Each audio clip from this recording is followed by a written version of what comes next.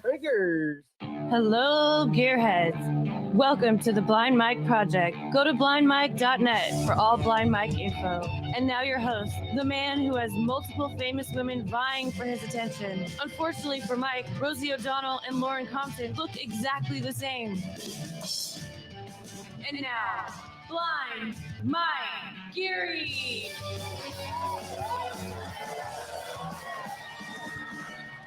When does DJ Electrofry start setting something at the end of her jokes? Getting real big into Chip, I think. What's that? Blind Mike of something. What is the beginning there, the countdown? Was that saying monetization? I want to make love to you? I wasn't honestly paying attention. I was making sure the levels were good. But I was tapping my toe. That's more my speed. Is that AI or is Hack Ride in his apartment screaming that? He showed me his setup, and it wouldn't surprise me if that was actually him. Okay. Well, he's got all sorts of stuff. The man does a lot of work. Mm. I hear there's a lot of debate now in the comments, guys. And feel free to leave them this week. Help that algorithm. Craig or Hack Ride? What do you think? There's a lot of debate. You guys aren't going to split us up. The Hack Ride haters are very passionate. And the Craig haters are just out for justice. I think they're more looking for... It's not even anything against Craig. It's just for the sake of humanity. It's for the children. Yeah. Yeah. So it's an interesting debate going on in the comment section. So guys, let us know. Let's get it out of the way, Craig, because God knows everyone was wondering, where were you last week? I was away with friends in Waterville Valley. I wasn't snowboarding. What's Waterville Valley? It's a ski mountain. What'd you do there? Some of my friends I haven't watched? seen. No. We every once in a while we rent a house up there. Craig goes to the bunny slope. Yeah. Gets a 6-pack. I stay by the fire inside. Very nice.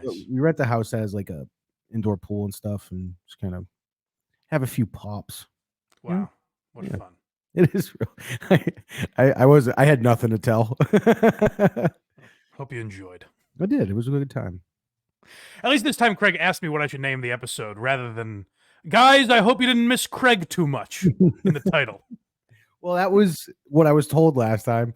This time, it was a problematic title, so I had to run that one up. Description: Mike panics when Craig is absent. Naturally, I understand. All right, everybody. Well, appreciate Austin Ingalls, the great Austin Ingalls, and Hack Ride filling in. I saw our boy David Collins got a nice bump from WATP, so that's nice. Check him out as well. Support the whole gang, DJ Electrofry with her god-awful jokes. Go listen to her show. I have a feeling that Hack Ride writes those. She's so much like, I'm not saying Hack Ride's Mitch Hedberg, but she's so much worse than him. I just like having a female voice on the intro. You hear that, Hack Ride? Exactly, yeah. You hear that? Yes, I like that very much. Yeah, make sure you're very crystal clear. Yes, I'm making fun of her because it's a fun show, but I like her. All right? He must be lying to me. So if you want to support the program, guys, go to blindmike.net if you wouldn't mind before we get into it today. You can find all the free links there, whether you listen on Apple, Spotify, Google Play, wherever you get podcasts, all platforms, we're available. You can also find the links to Who Are These Socials and Why Are You Laughing? So check those out if you don't already. And get on the YouTube. Numbers are cooking lately at a good couple months here on YouTube. So keep subscribing, keep sharing, commenting, All that stuff helps more eyeballs get on these videos. And if you want to support the program even more, then become a Patreon or YouTube member. We appreciate that as well. You get early access, particularly Why You Laughing. You get a lot of early access and bonus content. On Patreon, you also get Quincy. And if you're a YouTube or Patreon member, you got early access to this episode. We aren't live today. If you guys plan on super chatting, we're not live. We won't be able to read it. But sometimes if you're a member, then you get early access to Blind Mike projects when we aren't live. I'm right now, I assume, fleeing the state of Delaware. So we couldn't do live today. But if you want early access when we can't go live, then make sure you subscribe. All right. I was annoyed this morning because that frosted-tipped, childless knob gobbler, Carl, outfoxed me again. What happened? Well, the first topic we want to get into today, I time-stamped all the cuts I wanted for Craig yesterday morning, and then before we do the show today, I see a notification come up on YouTube. Opie said, Carl said, Opie's new co-host sucks. And I'm like, well, it seems we may have come to the same conclusion. Yeah, I think 3 days ago you sent me this. I want to See, you hear that, everyone? 3 days ago. The second clip is just called "This Guy Sucks." Yeah, so, listen, me and Carl have a lot of similar interests, and it seems we may have crossed paths on this one because we talked about Opie in the context of, he said a long time ago, like, Anthony, you stop talking about me, I'll stop talking about you. And then he just kept talking about Anthony for the next year. I'll give him credit, though. In the new year, it seems he hasn't talked as much about Anthony, or at least in the last week or two. Like, I kind of went back through his videos, and a lot of them are dog shit. So, that means he's not talking about Anthony. Did you see the two of them flirting on Twitter? I did. I'm glad you mentioned that, because that was one thing. It's rare you see a playful Opester, particularly when it comes to Anthony. Yeah, because they played the that clip that you guys actually played on KMS of the Iron Eagle clip. Yeah, and Anthony quote tweets it and says maybe he was eating grapes, which is yeah. Yeah. And then Opie then quote tweets that and says he probably sent the C-word text to the wrong person. Which is, now that's funny for Opie if we're reading it on Twitter. My fear is that Opie's tone was like, oh yeah? I think he because that's how he gets a lot, you know? Yeah, I think he purposely put the laughing emojis on there so everyone knew he was joking. Good. Even he knows that we're like, oh boy. Here we go. He's PMSing again. But yeah, it was nice to see them having a friendly back and forth. They do that once in a while. They tease people with they tickle the balls a little. With a little friendship. But, Opie has had to move on over the years, and he had to find a new co-host. And boy, is this guy dreadful. So he does a show. They both are, honestly. He does a show called Tuesdays at Gepard's. For some reason, I think they film it. At least I thought they used to. This is that audio is just his beer show? No. Oh, Craig, you fool. The beer show is, of course, called The Beer Show. Right. You idiot. I knew that. This is Tuesday at a bar. Why would you think that would be about beer? I don't know. I'm silly. Yeah, so no, this is Tuesdays at Gepard's, which I think is a totally different show than The Beer Show. But he puts the audio only on YouTube, I guess. I thought they filmed it. Maybe they don't anymore. But it's the audio, and it's bad audio. And you'll hear Opie say things like, the show's growing now. We got, people like this Tuesdays at Gepard's. We got some traction. And, like, when I saw it, it had 85. I don't know what it's up to now. It had 85 views. Let me take a look, and I'll tell you. Maybe it skyrocketed after I grabbed these. Just proving how early Mike was on. That's right. Yeah, I got it before it went before it got into the algorithm. Well, I guess it went down. It didn't go up very much. 137 views. Yeah, so I don't know I don't know what Opie's talking about. I dare say he's fibbing. It even makes me question when I used to listen to the Opie and Anthony show, and he would refer to millions of people listening and the show growing every day and management being happy with the show and all the stuff he would say. Mhm. I'm starting to wonder if that was true. Well, judging by his contracts, he must be sort of right. That's the thing. Is like there, and in comedy particularly, you'll hear a lot of like comedians reference Opie and Anthony being an influence, and that's how people discovered Bill Burr and Patrice O'Neill and Nick DiPaolo, a lot of those guys, The tough crowd crew, basically. more or less, yeah. So I, I don't know what's happening. That Opie was that broadcaster, and now he has, DJ Electrify numbers. No offense, Electrify might be funnier though. She's catching strays left and right over here. It's easiest to bully a woman, That's true. That is true. It's the most fun. So all right, let's enough teasing here. Let's get into it. What do we got from the Opster? We're just gonna, go over his new chemistry he's got with his new guy. He's always been big on chemistry. So let's hear these two. This is Mark, who I think is the owner of Gepard's. And guys, those of you that were Opie and Anthony fans, keep an ear out for this. And I know Carl still talks about Scorch, the great Scorch. I think Opie, after all those years of busting Scorch's balls, is Scorch now. Oh, good. And this is Nick, the guy on the couch with him. Looks like we are live. What's going on, everybody? Opie wants to get touched. Opie wants to get touched. I do want to get touched. That's right. Yeah, here's my first note. I like lecturing people lately. That's kind of my new thing. I need him to let me save him. That's all I need. If I could lecture the Opster for a moment, I would say tell Mark to pipe down for at least the first 5 seconds. No shit. You don't need to scream in the first minute. Hey, I'm here too. let Opie talk. Neither is necessarily a great broadcaster at this point, but of the two of you, let Opie maybe get an intro out before you chime in with your terrible jokes. Oh, this is what you would hear on like Very Good Show or some childish thing like that. That's right. Opie wants to get touched. What is that adding to the conversation? You have to like maybe chalk that one up to the beer. I don't think they're drunk though. It's like a Tuesday afternoon. Opie, if you're listening, hire me. I will come down there on Tuesdays and bring microphones so the show is somewhat palatable. Yeah, you can't say a lot about Craig's production skills, but he does own microphones. That's always been his greatest strength. My audio is top notch, top tier. Let's continue this fun. So badly, but no one can touch me because I got 2 broken ribs, Matt. The last time we did Tuesdays at Get Parts, I was sitting here in a lot of pain.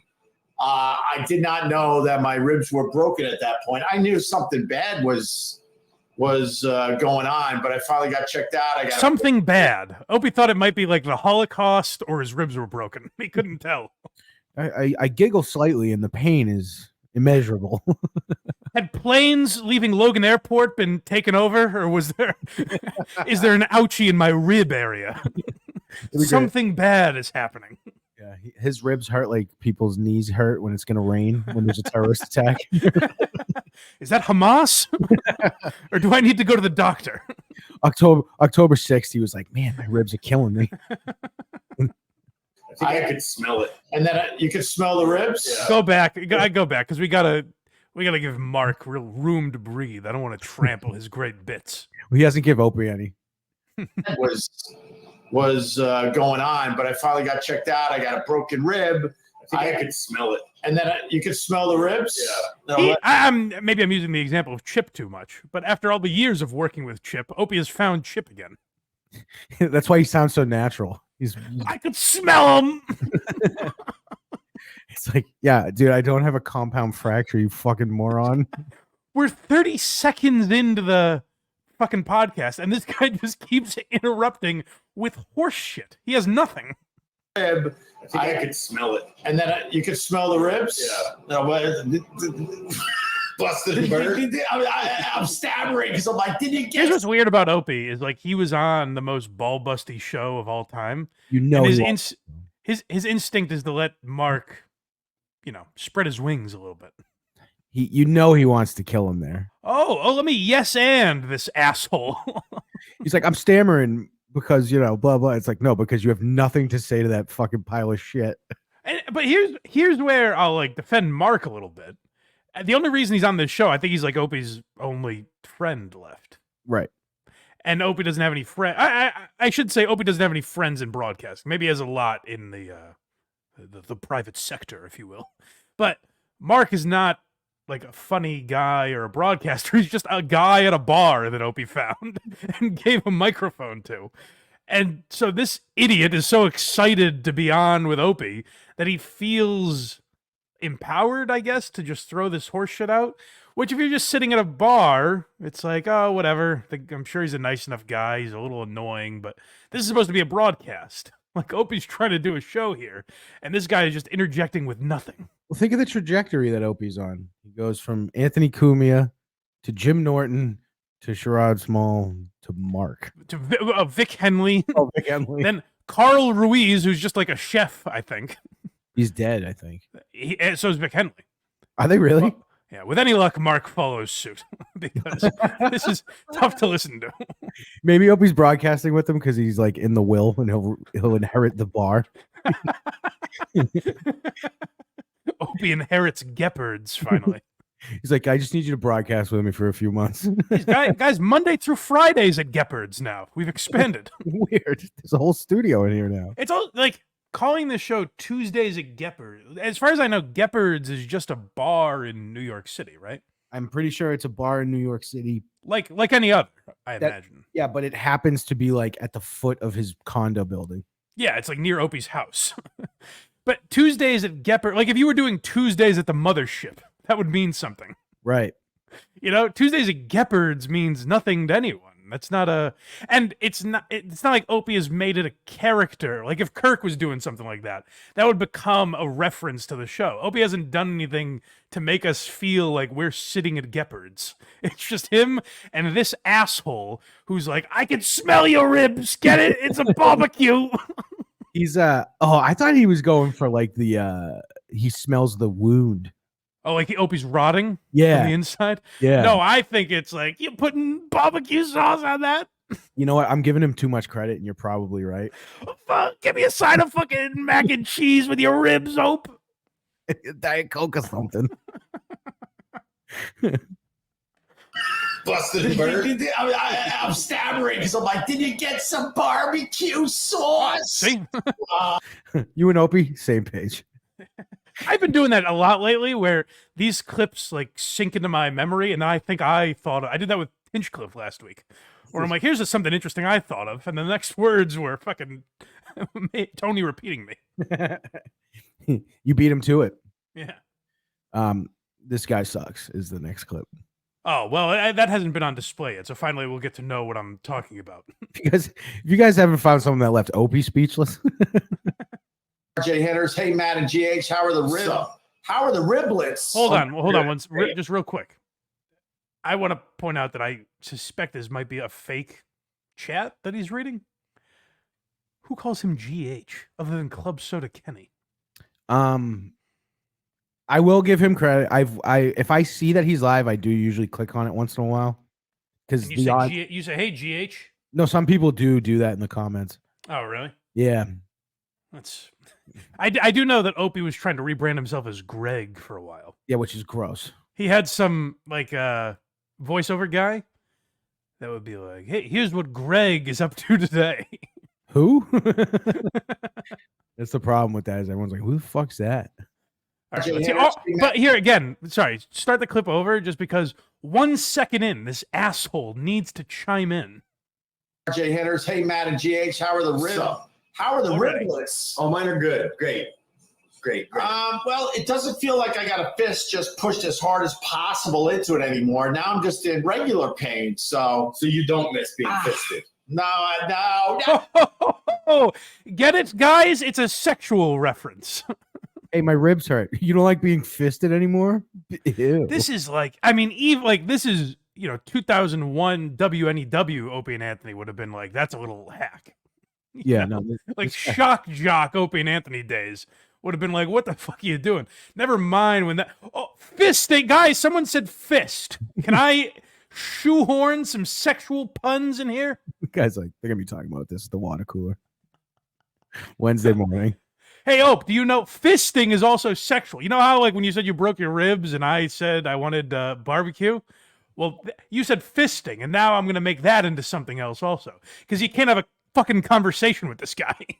I'm surprised he's not gonna be like, you should give her like a knee job or something. in regular pain. So you don't miss being fisted. no. I don't. Oh, You can tell Opie hates this. Opie hates it, but he's like selling it for the guy. He's like, oh, Mark, you rascal, you. So I think what's happening here is Opie is not at his house. He's out of the house. He's recording in a place where he's not having to pay anything to do so. True. So he's just blowing this guy so he doesn't ruin it. I guess, yeah.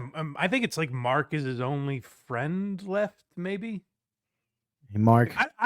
This Mark relationship is interesting to me because you would think, I think Craig's thinking wrong because he's an Opie and Anthony fan.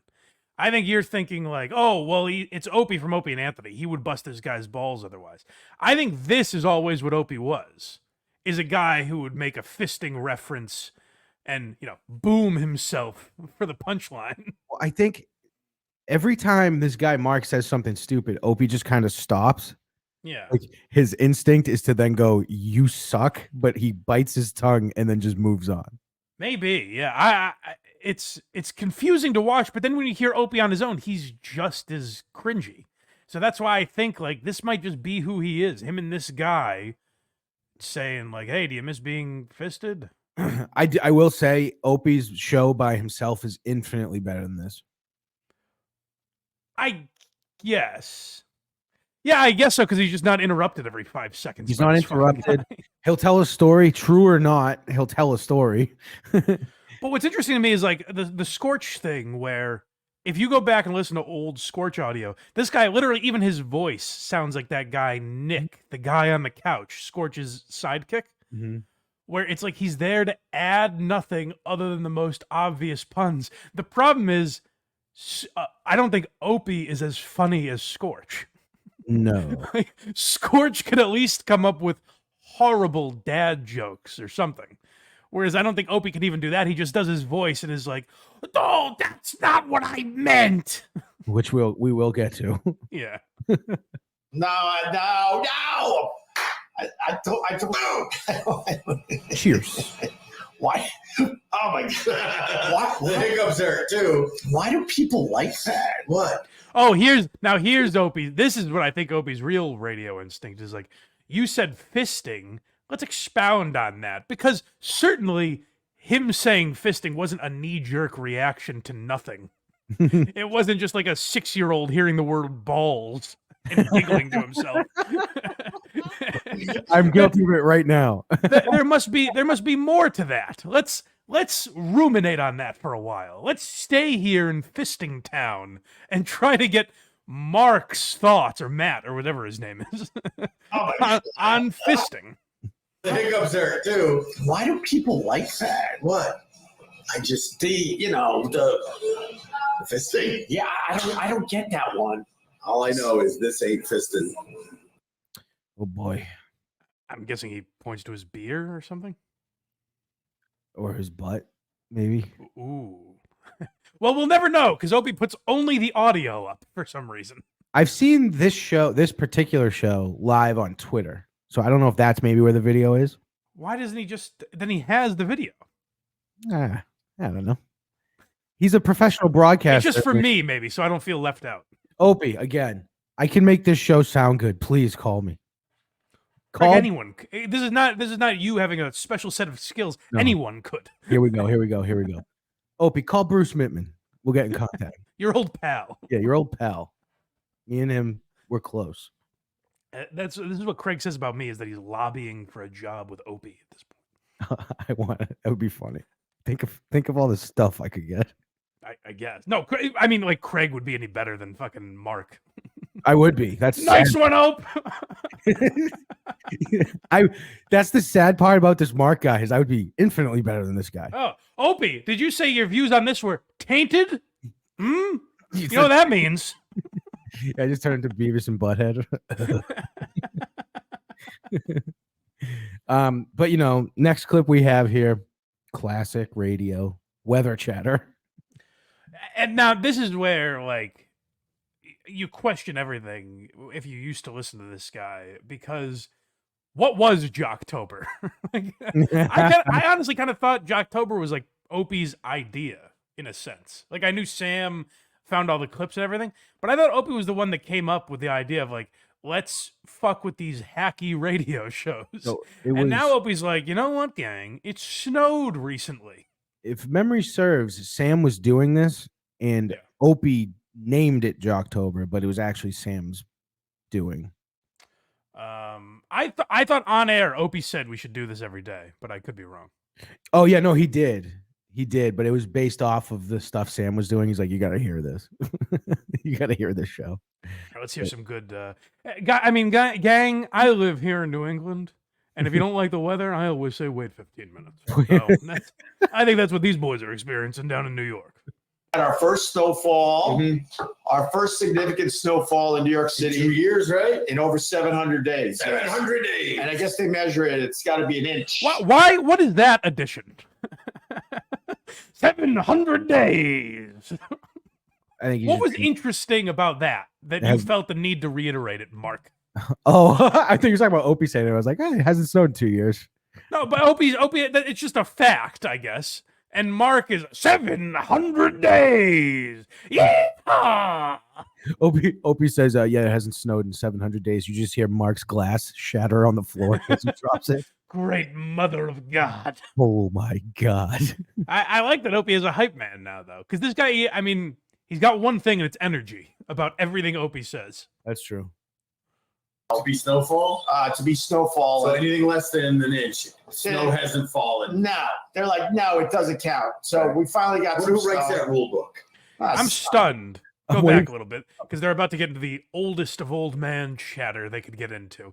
But I got to applaud Mark for a second. I was certain when they said 1 inch that it was going, oh, that's a little bigger than me. I bet you wish you had 1 inch, Ope, huh? He's growing throughout this episode. We're seeing him mature. A mere 40 seconds ago, he would have made a fisting joke. But I'm just waiting for Opie to be like, Mark, shut the fuck up. But listen, this is what you would hear two like coworkers at a diner talking about, like guys that might have a little bit in common, but have just run out of shit, or people that just met on a bus. This is what they would be talking about. Snow hasn't fallen. No.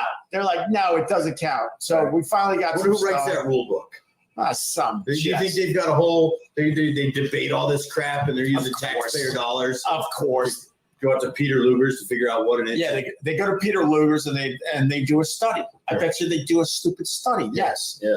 But I think I'd like to put my hat in the ring to be funded by them for one of those studies. Oh my God. And you know what else? The weather, man. I mean, I wish I had a job where I could be wrong half the time. Huh? What the heck? The weatherman said it would be warm, and it's not warm today. We have talked about this in the past, but Larry David doing that Curb episode when the weatherman's wrong, so he's on the golf course when Listen it's here, weatherman. That's one of the best, like, because he took like a hack joke and made it hilarious. You know who controls that, Larry? God.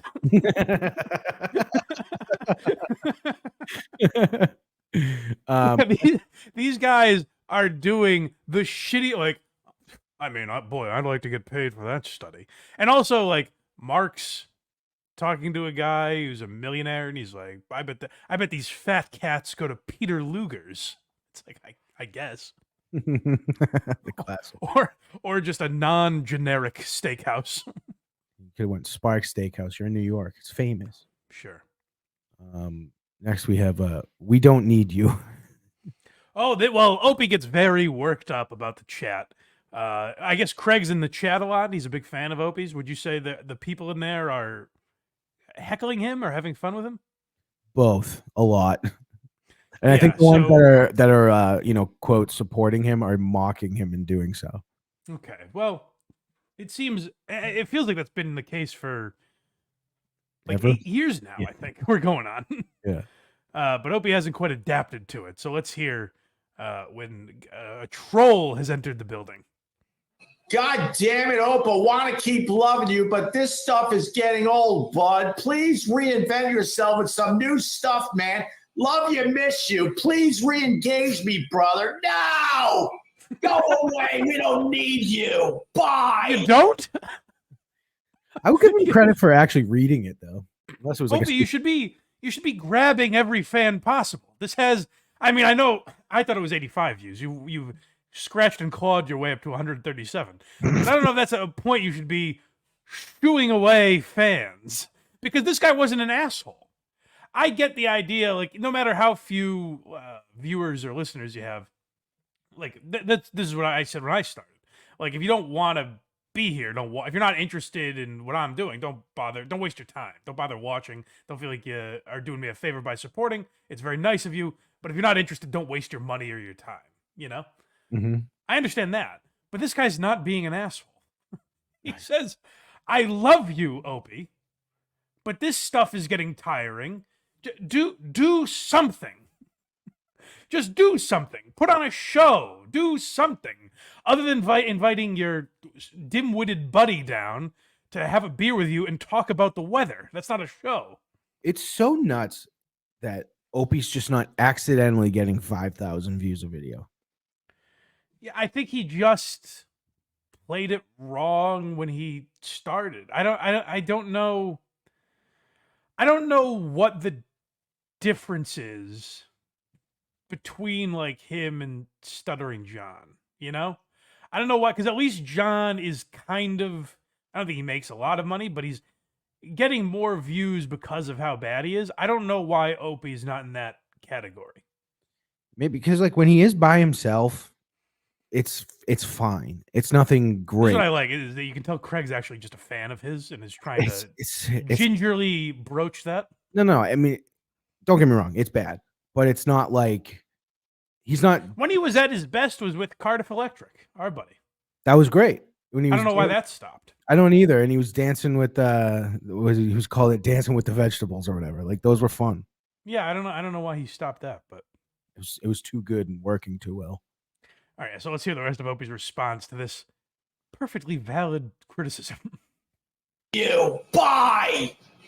Everyone else is enjoying the Tuesdays that get parts, and it's growing. It's becoming something. Everyone. But there's always Everyone. just that. I didn't realize. I clutched my chest when he said that because I was watching it and I looked at the view count and I said an apocalypse has happened. I'm one of 85 people left on the planet. Yeah, my dad actually called me. I forgot to tell you this. He called me yesterday. He was like, Craig, Tuesdays at Get Birds. Really drawing me in. We're all watching it, and the weather is bad. It seems there's been bad weather, at least according to these fake weathermen. Yeah, so everyone's watching this. This is a spiel that Opie has portrayed for years, is that the audience is always growing. And when he was on a successful radio show, you could believe that, because even if he wasn't being entirely truthful, they did have an audience. But now it's at a point where, like, Opie, we can look at the amount of people viewing this. You said he posts these on Twitter? Yeah, I think so. Can you find that? Yeah, let me see here. It shouldn't be too far back. I don't know if he's like one of those people that deletes them after they're live, but Well, give it a check, and let's hear the rest of this clip while you do that. Up there. God, I wish trying so hard. I wish I was on painkillers because I would let these people have it. This is me on just Would you? strong ibuprofen. Just imagine if I was on the perks, I would give these people a beat. Ow! A beating. Oh no, thank God Opie's not on drugs, or he would really give it to us. Thank God Opie's not slurring his words on OxyContin. Or he would be a dangerous foe to match wits with. Opie, where's that been then? Like this dangerous guy, like you don't go there. Leave it alone. Leave it alone, Opie. When are you finally gonna, not leave it alone? When are you finally gonna go? Stop teasing us with this bad boy that's gonna slam everyone. Just fucking do it. When are you gonna unload? So Tuesdays at Gepard's, this one that we're listening to on Twitter only had 1,500 views. Okay, but that's more at least. That's not nothing. Yeah, but Now on Twitter, that just means people have scrolled by it 15 correct. times. Well, no, But I it's, think it's more than 85. I think you must have to click on it because he has 200,000 followers. Like, how is that possible? I think it's people that scroll by it, right? I thought it might require a click because Maybe. actually, yeah, no, it does require a click because Okay. the post itself has almost 4,000 views. All right, then hey, nice. I don't know. I mean, I can't imagine the retention is very long, but like that's something. I'll give Opie that. I was wrong. Maybe he's just not a YouTube guy. Maybe he's an X guy because he's so dangerous. He is dangerous. Imagine if he was on painkillers, how dangerous he would be. I don't know why that was his go-to. I don't understand that. Imagine if I was drugged, then you'd really be shaking in your boots. I would be like, "Hey, Ope, you know that thing in your glass right in front of you? That usually leads to people mouthing off." or Opie, like you were a shock jock. Just give it to the. Don't tease us with a good time. Just give it to the guy. I'm looking forward to this one, Mike. This one's riffing. I like when the boys riff. You know, when Mark gets more involved. Oh, do we love that? Get Mark on the show. Hey, Hackrat, get Mark on the show. Matt's getting ready to go to Matt, I'm sorry. Thailand. I keep calling him Mark. Is it not Mark? I just said Matt, I think. Oh, some M guy. Close enough. Matt's getting ready to go to you're going to Thailand, right? Yes, sir. Next week. Woo! What does one? Can I ask? One more next week, and then Hold on. All right. I learned this from Opie and Anthony. If you're not a rubber nipple salesman, what are you going to Thailand for? Yeah, it's never. That's You not, know? that's not good. What do you think? Why is Matt going to Thailand? What's his angle? It's either like Ladyboys or Impending Doom. Like the two things you can go there for. Opie doesn't think to ask that. No, I'm sure it's just a wholesome family vacation Matt's going on. That's why Anthony and Norton were great because they would have been like, "Let's pause this for 1 second." Oh, Hope says, hey, I'm sure he's bringing the kids to Thailand. The fun, maybe they'll hit an amusement park, you know? Yeah. Try some cuisine. The fun, the family fun of Thailand. Matt's getting ready to go to you're going to Thailand, right? yes, sir. Next week. Woo! We're going to do one. I got to be honest too. If I recall right, this isn't his first time going. Like he goes kind of often. Craig is a diehard fan of this show. How much do you know about Matt's life? Not much. That the whole time Craig was gritting his teeth and wanted to correct me when I was saying his name wrong. No, I thought it was Matt, Mark. God damn it, and he's a comedic genius. I thought it was Mark, but this is because when he started the beer show, I think they talked about him going to Thailand on like the first episode. Oh boy. Yeah, and he drank like a beer out of a shoe or something. That's all I fucking remember. Maybe it's a work thing. You know, who knows? Yeah, he's going to get good hops. They got for big his beers. accounts in Thailand. Yeah. Matt's getting ready to go to you're going to Thailand, right? Yes, sir. Next week. Woo! We're going to do one more of these before you leave. Yeah, we'll do one more next week. And Oh then, God, I hope so. I can't wait. Please, Ope. You can't do a show without. It's like people said to me, they're like, "You're gonna do a show without Craig? You need Matt here. Why would you even bother, Ope?" I can't wait for the Nope shows with just Mark. Could someone please edit those? Take Opie out of his own show, and it's just Mark. That'd be so great. He's like, yeah, fisting, anal cavities. That's just all you hear the whole episode. This thing, anal cavities, Thailand, 1 inch. who knows, maybe I'll report from location. Dude, if we could get you on this from Thailand, that would. Somebody's going to have to tell us how to do that, but we'll try. Well, you got. I know a guy. I What can is make this? it happen. Oh, Craig wants to go to Thailand. No. I'll do it right from here. Not at all. They have phones in Thailand, right? Yeah, but like, what do you do? Who do you call? You can't call the Facebook people. Well, you call Ghostbusters. Oh, I knew it was coming this time, and it hurt me just as much. Oh, terrible. Oh, that is Scorch. That's classic Scorch. You hear that? Who do you call? Well, you call Ghostbusters. Thanks, 1985. You know who Opie should call? Bruce Mittman. Jesus Christ. I don't know why you think that would help him. I don't understand that. Is Yeah. it going to make him funnier? No, he doesn't have my number. He definitely has Bruce's number. What is the like? So okay, he calls Bruce Mittman. All of a sudden, Opie is funny. Like, what do you think this man's gonna do? He's not God. He can't give him the gifts that Anthony and Jim had forever. At worst, it will improve this program. I don't think so. I think. Well, here's what I think Opie always banks on is like the sound is bad, his co-host is bad, he's bad, it's all bad.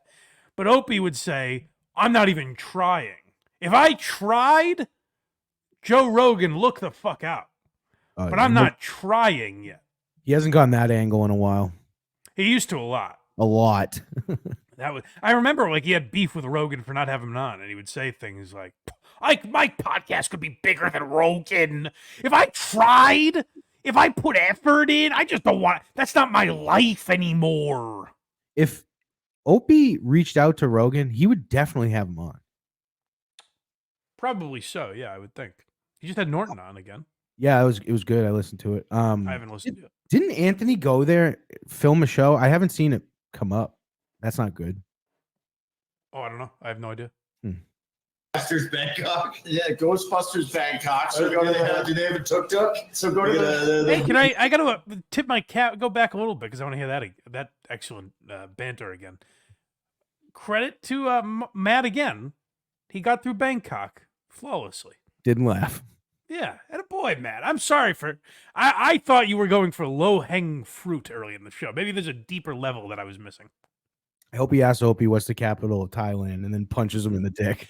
Ow, my rib hurts. Remember? You got to do that. Ghostbusters Bangkok. Yeah, Ghostbusters Bangkok. So go to Do they have a tuk-tuk? So go to the big white tuk-tuk. Yeah. They run around like shooting ghosts. You got to call Ghostbusters, and they'll tell you how to. He's. get on the I mean, next- is he purposely doing Chip? Opie or I think no. I think Matt just said, "What are you running around shooting ghosts or something?" Am I wrong about that? Go back. Let's rewind. I think that's what he said. If that's clean, it's going in the outro. Do they have a tuk-tuk? So go to the big white tuk-tuk. They run around like shooting ghosts. You got to call Ghostbusters, and they'll tell you how to. Is that what he says? Shooting ghosts or something? Yep, it wasn't clean, but he It's said not it. clean, but what are you running around shooting ghosts or something? Cocksucker. Opie has a horrible bomb of who are you gonna call? You call Ghostbusters. Very hip topical reference. Mhm. But Matt saves him. That's a good characteristic in a co-host. Where Matt has even less. And says, Ghostbusters, here's addition coming. Get ready for a tag. What are you running around shooting ghosts or something? This is Chip v. Chip. You didn't think people like Chip actually existed until you heard this program. Get on the live stream next week. What What are do you these mean? You don't have a phone? I don't know how to use it. Timmy, Hope, you're the man. Love you. Thank you. I know there's more of you than that idiot out there, so thank you very much. Idiot. Opie's still calling the last guy. That's in reference to the last clip we played. Opie's still calling that guy an idiot. And as I would ask, like, Stuttering John when he goes on rants like that, what did he say that would qualify him as an idiot? Like he said, hey, Ope, I love you. I would like you to start doing better content. Now, listening to this, personally, I'm not a bright man, so I certainly can't call that guy an idiot because I came to the same conclusion. But maybe like a higher level of mind, like Opie sees the brilliance. Maybe in like 40 years, people will look at these videos and be like, "Wow, this is really Opie was onto something." This is. I mean, who would have thought at that time to bring back a Ghostbusters reference based on nothing other than Matt asking about calling someone? This guy sucks. We're gonna go on to Opie's days. You thought the weather stuff was bad? Mm-hmm. You know when you visit your grandparents Mm-hmm. and you're like, how's it going, Grandpa? And they just list their illnesses and injuries. So I started taking my meds that was labeled M for Monday, and Yeah. I'm on this blood pressure medication, and I'm on this to level out my blood pressure, and I take this for my hip, and all this horse shit. Opie says, "Hey, I'm 60 now, baby. Let's ease into that era." them being that old is gross. I'll go get your lazy ass off the couch. I take the elevator down about 10, sometimes 15 stories. And then I jog back up. Some days I walk briskly up. Other days I literally just walk. And then I get back to my floor and I go on my couch and I watch some more TV and another I hour. watch my stories. That's his day. Is he takes the elevator down to just walk up the stairs. I watch my stories, and then I call Madeline. We're on the phone for about an hour together, and she tells me about her day, and that she actually, as a matter of fact, she also went for a walk. I mean, since the hip replacement, she can't walk as long as me, obviously. And she's not doing the stairs, but she walks around her neighborhood, and good news, her grandson is doing very well. He made JV for basketball this year. Nana Hughes has entered the building. Yeah, then the mailman comes by and all he wants to do is get his day done. But I talked to him for 20 minutes. I say, "How are you, Timothy?" And he rolls his eyes, which I assume means he's ready for conversation. These are on those lazy days. And then I'm like, all right, do another. Oh, these are just the lazy days. I'm sorry. As opposed to when Opie is really busy.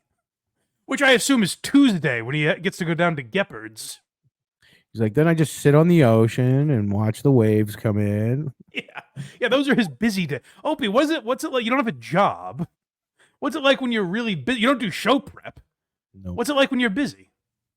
The elevator goes 10 stories down and come back up, walk the 10 stories.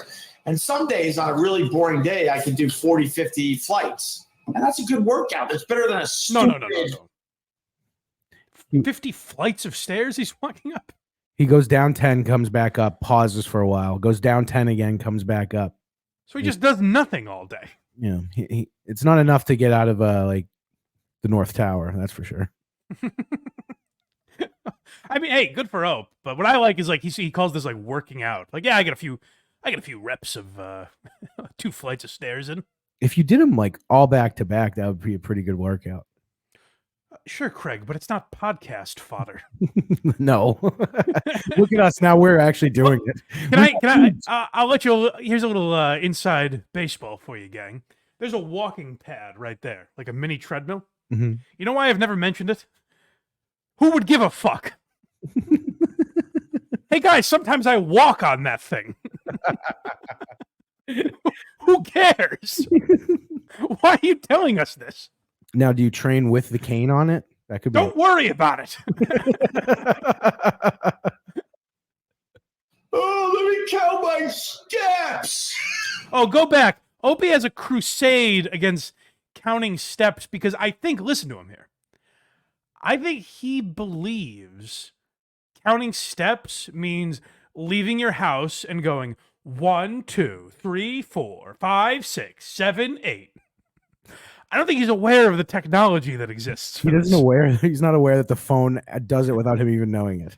Based on his anger, I don't think so.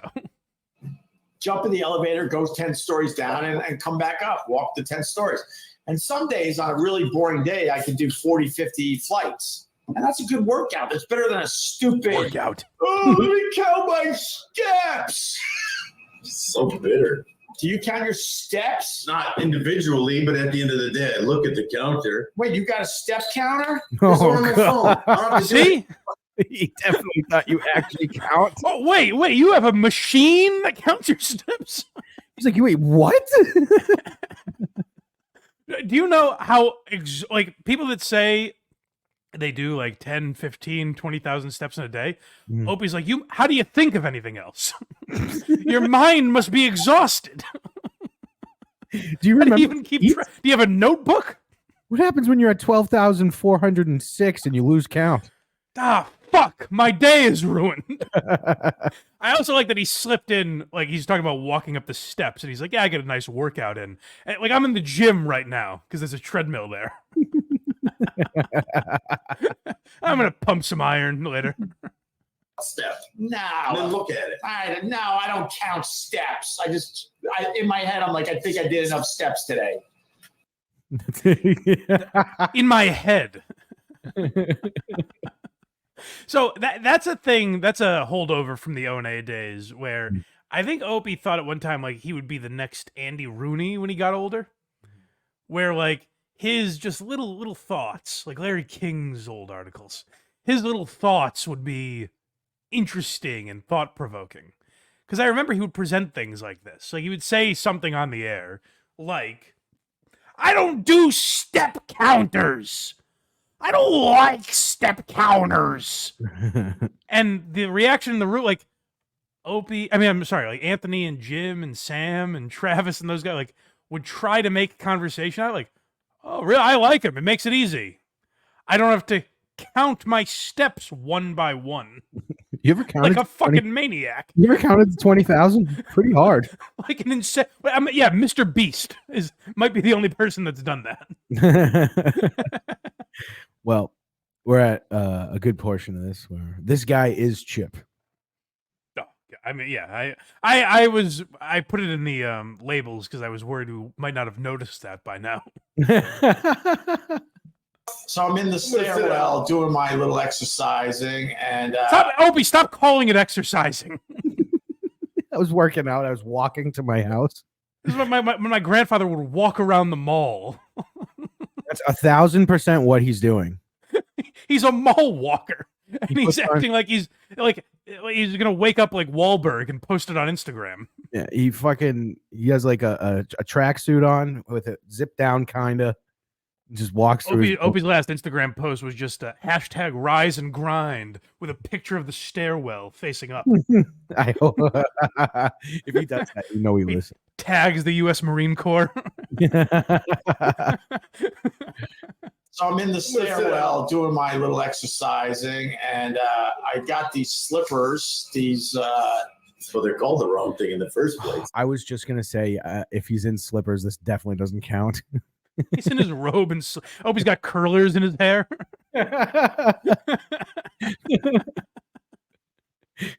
He's got like tinfoil in it because he's dyeing it.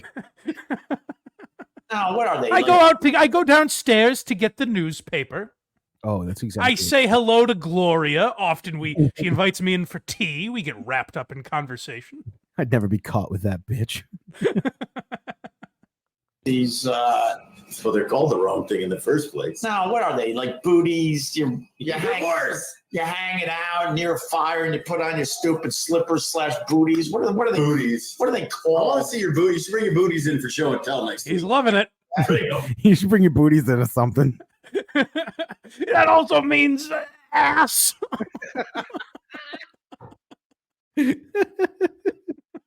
they're the reason why I got 2 broken You're ribs. the reason why you got all these followers. Yeah, thank you, followers. What? Again, but Opie yes-ands him again. What does that mean? He can't ruin a good thing. That's all this is. I swear to God, this has to be what it is. It's the reason you got all these followers. And Opie goes, yes, Matt, I'll reward you with a pat on the head. You're correct.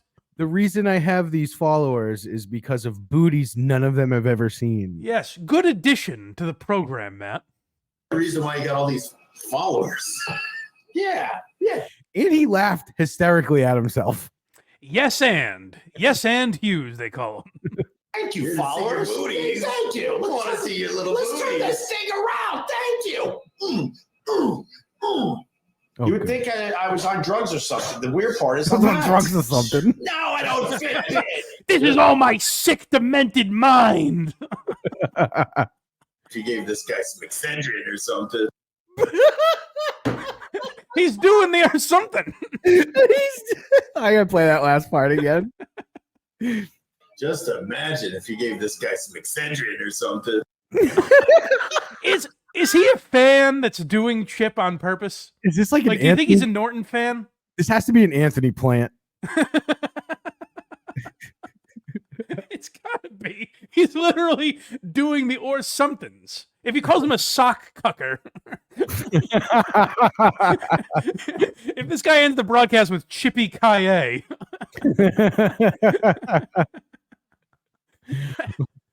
but fucking Opie, yes-anding this guy and just adding nothing. But then he keeps saying, like, guys, and this is me, clean and sober.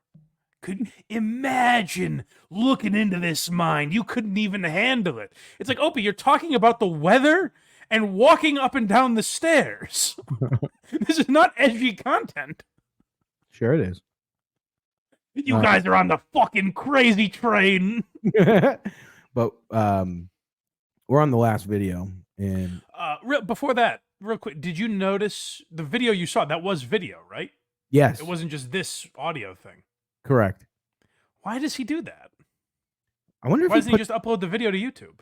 I wonder if he you know what's weird is I think he went live. Let me check. I think he went live on Looks like we are live. What's going on, everybody? so this is on YouTube, what I just played, and it's video. He loads them both? Yes. Why? Let's see how many Does it have more views? Let's see. The most anticipated. Mike, boy does it. How many? 227. Whoa! Oh, I'm sorry. We looked at the wrong... I'm an idiot. Wow. We looked at the wrong video. I didn't realize. So, do you know how many subscribers Opie Radio has? Like 140,000 or something? 143,000. Yeah. How is that possible? I don't know. It's just all people, like, he used to load O&A clips there and stuff like that, and I guess it's just all... A lot of those people are probably dead. You know? How does it not accidentally get a couple thousand? I think people just turn their notifications off at some point. God. Yeah, Insanity. like they just realize they're not interested. But why? What? I'd love to know the benefit. Because when I grabbed these, the video wasn't there. It was this audio and like a portion, like a clip of the video, like a portion of the show. So I'm guessing you have to go to the live tab to see it. Oh, he goes live on YouTube and then uploads just the audio? He goes live on YouTube, live on Twitter. Why does he do that? Good question. What possible benefit? When I'm Other there, than to confuse me. I'm gonna fix this ship. Yeah, oh yeah. Craig's still lobbying for a job. Craig, you're on a podcast that gets more views right now. I just feel bad, dude. Let me help you out. All right. What's the last one? He explains the injury again. Oh, yeah. So we get to hear about the injury, which this has to be fake, right? Probably. No one hurts themselves like this. Long story short, my fist was up against my chest as I completely slipped, and my entire weight slammed into the railing. So there was no room between the railing and my fist. So my fist just fucking basically pushed all the way into my chest. He sustained a stair injury. So that would lead to a hand injury if I was a guessing man. He got injured on the stairs. Nana. One of his intensive workouts. My Nana fell up the stairs. my grandmother has hurt herself countless times on the stairs. Yeah, God, I hope on the way home from Gephards, Opie doesn't encounter any black ice. Those can be a real son of a gun. I honestly, truly don't know what you said, but either way, yes. You almost punched yourself to death. Yeah, I was close because you're not supposed to take a punch to the center of your chest. I was close. Sorry to the haters. I was close though. Haters, I was close. So then I officially have a broken rib and a contusion where the guy goes, this one might as well be broken too. I'm like, gee, thanks. Gotta watch out for Opie's left self. Oh God. What? and then Opie goes, oh God, you didn't. What the fuck does that mean? You didn't just go there, did you, Matt? His left self? Even Opie can't believe it. He's like, Matt, please. Enough with the edgy content. What is it? I guess Matt's saying, like, look out for the entire left side of Opie's body. Is that what he means? Let's hear it again. Maybe there's something we missed here. Yeah. Then I officially have a broken rib and one, what is it, a contusion, where the guy goes, this one might as well be broken too. I'm like, gee, thanks. Gotta watch out for Opie's left self. Oh, God. He even does. All right, this is definitely an Do you Anthony. hear what I said? This is definitely an Anthony Plant. Or a Carl Plant, maybe? But it's got to be someone that is fucking with Opie. His left self.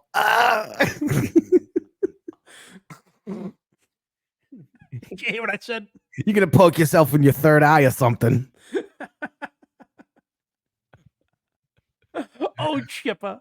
But I don't understand Opie's injury. He punched himself in the chest and broke his own ribs? What it sounds like is he had a fist against his rib and slipped and fell. Well, that's because he was holding his robe closed. Yeah, right. He was on the stairs. He had the paper under his left arm and his right hand was holding the robe closed. Yeah. And he tripped on his booties. What an image. He's got his fucking Ebenezer Scrooge cap on. Yeah. He's watching. Maybe that's why his hand was at his chest. He was holding a candle Yeah. to light the stairwell. He's following the ghosts of co-hosts past. It's Patrice. Remember when you were on a funny show? Carl was just like, dying was the best thing for my career. Sex for Sam. Ooh. Poor Opie. He's stuck with this anchor. Opie's already in a bind. He's up against it. Humor wise, and he's just anchored himself to Matt. You could tell he knew as soon as the show started it was not going to be good. Well, it's growing every day. That's the thing. That's true. Combined, and he's not a YouTube guy. He's an X guy. Elon Musk gets Opie. Yeah, he's got 430 views total. Yeah. Well, hey, almost 2,000 if you combine it with Twitter. That's true. He probably is over 2,000.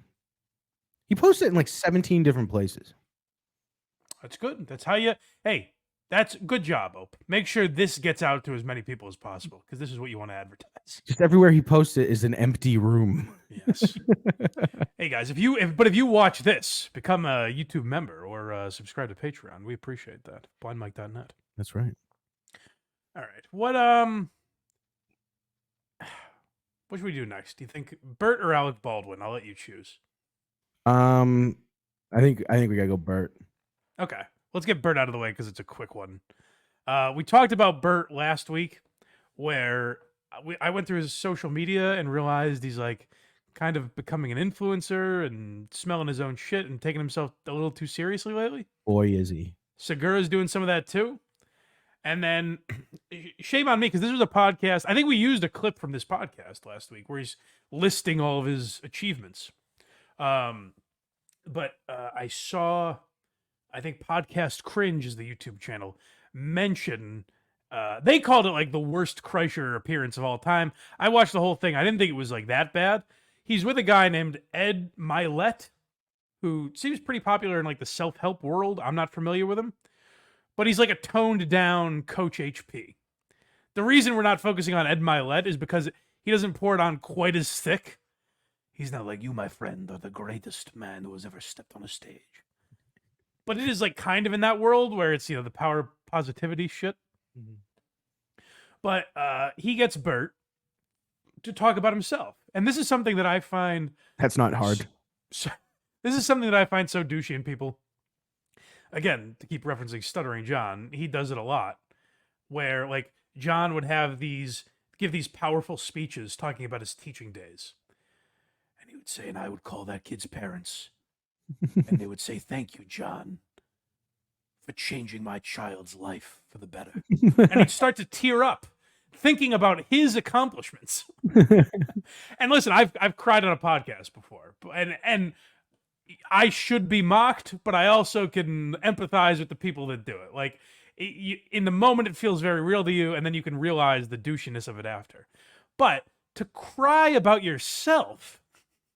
Like, if you cry thinking about your relationship with a relative, or maybe like opportunities you fucked up in the past, like if you overcame a drug addiction, maybe I could see that. But Bert is just thinking like about how great he is and welling up on this podcast. It's wild. Do you know what a blessing it is that you have what you have? I kind of do. That sounds really crazy. Hold on. Right out of the gate. Actually, I am pretty great. I do appreciate him acknowledging that what he has isn't normal, I guess. Well, here's what I'll say. I actually heard, and this is why I like Bert more than what Segura has been doing. Oh, easily. And I like both. Like as comedians, I find them both funny, to be honest. Mm-hmm. I know a lot of people like hate him these days. I'm a fan of both guys. Bert is like literally like a top tier podcaster in my mind because he gets people on and gets them to say shit they normally won't. Well, so my thing with Bert is like on this podcast, one thing he does say, and it's why I only have one clip from this episode, because it is funny. And if Bert hasn't totally lost touch, he should know that this is mockable. He should know if you cry in a podcast, you're going to get your balls busted. Like, it's a funny thing to happen. Right. So like the reason I put Bert in a different category than Tom is like Bert said, he talked about posting like, hey, I'm on a private jet and all that stuff. And he was like, to me, that's what a regular person would do. Like, go to Instagram and be like, holy shit, I'm flying private. Like, I can't believe this. Right. And his explanation of it to me was satisfactory, where I was like, oh, I get that. Whereas Tom is like scolding the audience and like giving them a life lesson. Like, hey, you should, pick yourself up by your bootstraps and you could have what I have. It's a weird angle Tom has taken. Whereas Bert seems like a regular guy who is now rich, It's like if you didn't, meet Joe Rogan, I don't think you're flying fucking first class. But, I mean, I found Segura before I knew any Rogan connection, and I found him funny. Like, I think he's very funny. I don't like his preachy shit. No, it's weird. It's weird, but I don't think Bert has that as much.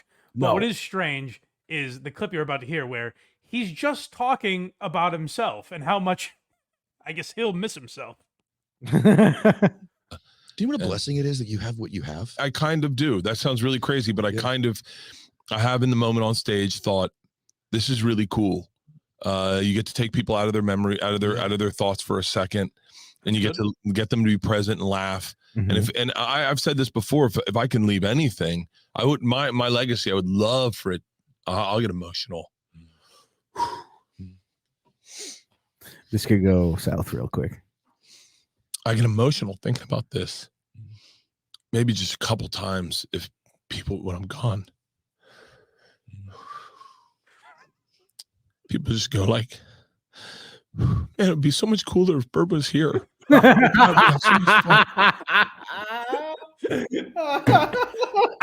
I tear up thinking about how much people are going to miss me. You'll burst them in. Once in a while, I'm just like, oh, dude, Bert's so cool. This is Albert Brooks in Curb Your Enthusiasm, sitting upstairs while his funeral is going on. Yeah. Wow, this is powerful stuff. Right. Go like, man, it would be so much cooler if Bert was here. Like, God, we'd have so much fun. Like, wouldn't it be great if Bert was here and he just walked in with a bottle? This man is weeping, thinking about just people popping a cold one and thinking, I wish Bert was drinking with us. And that's making him cry. And the weirdest thing is, like, he doesn't have to be dead for people to say that. He's like, I just feel bad for how much they're gonna miss me. Like, if he said, man, I want to hear another Bert Kreischer special, that would be more acceptable. Like, this is a kind of and I don't think Bert is a complete narcissist, but this is a weird level of narcissism where, like, you should have this reaction if he was talking about, like, Leanne dying. Right. If he's like, I just think about, like, my kids missing their mom or something. Like, he's like, boy, I hope the boys can get through their fucking drinking of beers without me. But it's like a thing that can happen right now. Right, yeah. I wish Bert was here. Right. But yeah, like, this doesn't seem like a conversation that should invoke this level of emotion. Like, if he just said, like, yeah, like, it might be kind of a selfish thing, but there is a part of me that wishes, like, when I leave a room, people are like, "Ah, man, I wish Bert was here. Like he's a fun guy."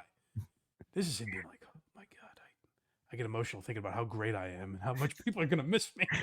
The title of this episode is definitely gonna be like, "I wish Bert was here." I wish Bert was here. That's the thing. Like Bert seems like a fun guy, and I like him. I just hope, and he seems like the kind that would like. If Segura did this on a podcast, I don't think he'd have fun with it necessarily. No. I think he'd be like, well, "Oh, you think it? What is it? Oh, I'm gay because I get emotional about my like." No, you're talking about how great you are. Right. I think Bert, if like Big J had him on the bonfire and busted his balls over this, I think Bert could have a good time with it. Oh, he would be doing like that high pitched laugh and everything. Yeah, that's where I do still like Bert and respect him and everything, because I think he could bust his own balls over this. But it is, of course, ridiculous that he's getting emotional thinking about how much people are going to miss him one day. Crazy story, or like I just like. I mean, I don't need to cure anything, but like Right now, he's just picturing fucking Tony Hinchcliffe being like, "Man, I never said it to him, but when that guy ripped his shirt off." Did you hear me? He goes, "I don't need to cure anything." He's just imagining Andrew Santino being like the pop that he got when he would do a shot on stage. Oh, when he popped his shirt off after he got in shape. I don't need to cure anything. Yeah, Bert, I don't think that's going to be an issue for you. No one thought that. Van Wilder was based on you. I don't think anyone was like, "Is this man finally going to cure ALS?" I just think to myself, I'm like, Bert, I wonder what Sick Boy was really like.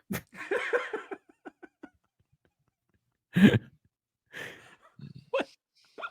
Are they going to do fully loaded benefit without you? Are they gonna do a benefit like Patrice? I just imagine people gathering around and thinking, the critics were too tough on the Machine movie.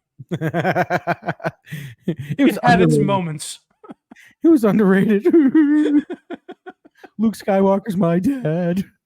If he was talking about his wife, I don't think we'd be playing this clip. Not at all, because It's not just a man crying that's funny.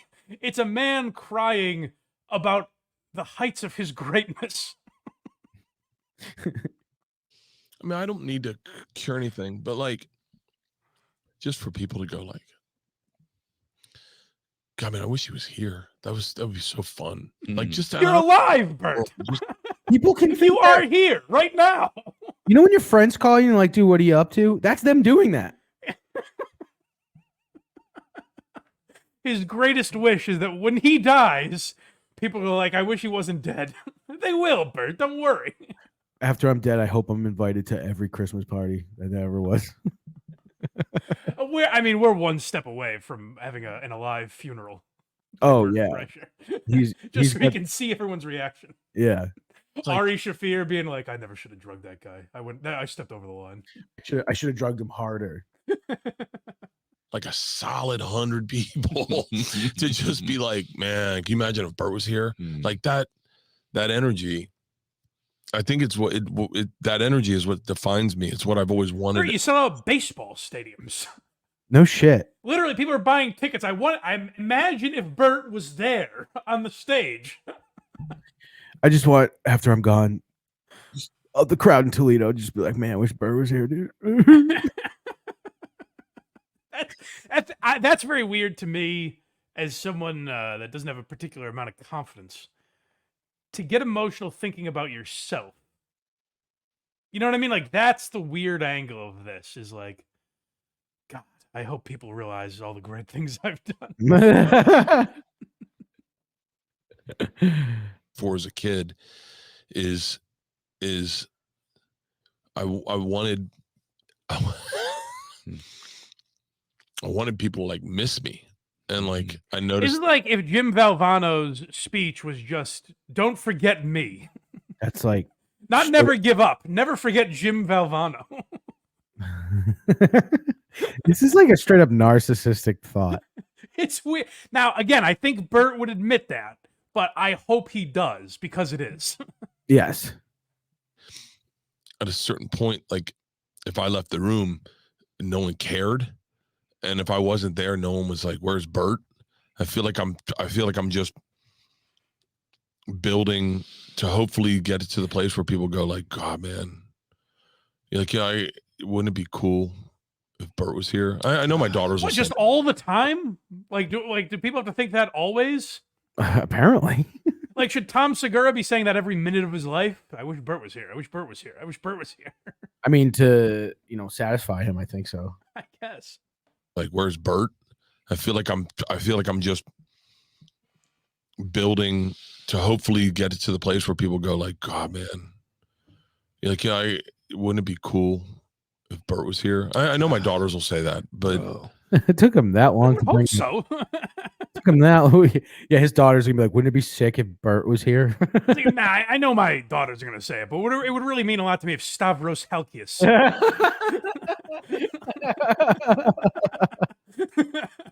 uh, That was the end of that. Yeah, that's bizarre. It's very bizarre. Like I just hope, as a fan of both of those guys, I hope we're not losing them. I think Tom we probably lost, but I think Bert is more savable. He's a little more grounded. Like some comedian will have him on their podcast, find that clip and play that for him. I would think, right? He seems like he can still like Tom comes across as someone that just can't take a joke anymore. He can't have fun with it. Right.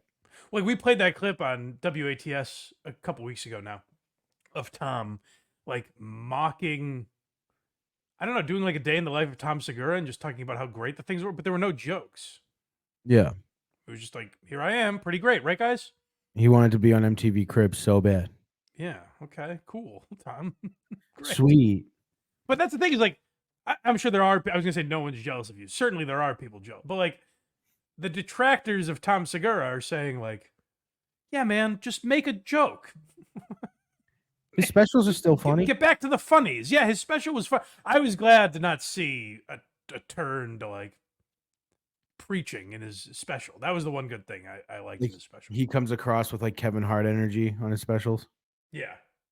Don't need that. No. But yeah, hopefully Bert's able to joke about that a little.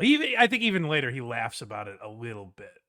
But he's also, to be fair, he's in this environment of like a self-help guy pumping your tires. It's like we talked about with Schaub and Coach HP. It's like if someone's being that positive, I think eventually you just get swept up into it and like, I guess I am pretty great now that you mention it. You know, I am the man. You're right. His ego is just a critical mass. Yeah, he's just always being talked to by like people with supportive mom energy. But now a man that I don't think has any emotion left in him. He's just quite literally a cold-blooded killer, and that would be the great Alec Baldwin. Oh my god, yeah. He's selling a house.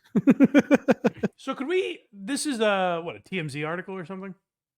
Yes. They had kind of a scathing review of this video, which I didn't realize that was still the tone of TMZ. I thought they were a little more not straight journalism, but I didn't know they put as much of their thoughts into it as they do. Where did I put the article? Yeah, it was I saw it on actually it might have been the New York Post. Hold on. Oh, they love Alec Baldwin. Yeah, they do. It is it was TMZ. Okay. I thought so.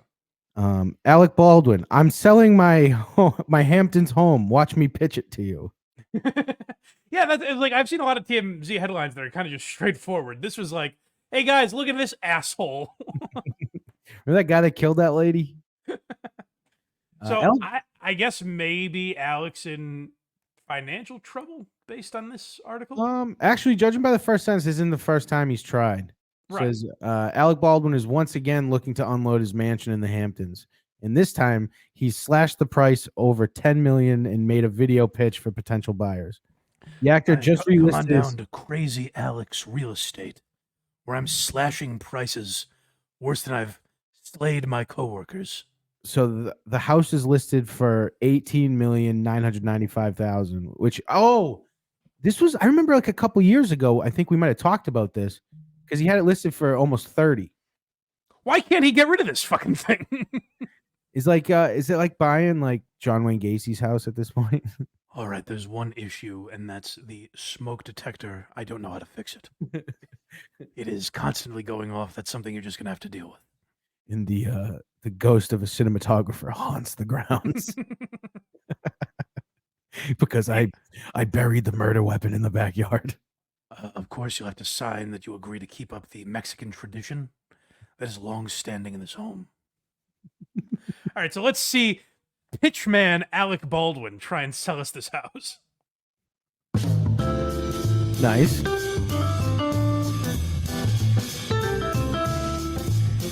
Hello, friends. It is a beautiful house. I would hope so. He's a legendary actor. And the amount of land in that area is crazy. Well, he's going to tell us exactly how this all came to be. We're going to go through a life story here. Yeah.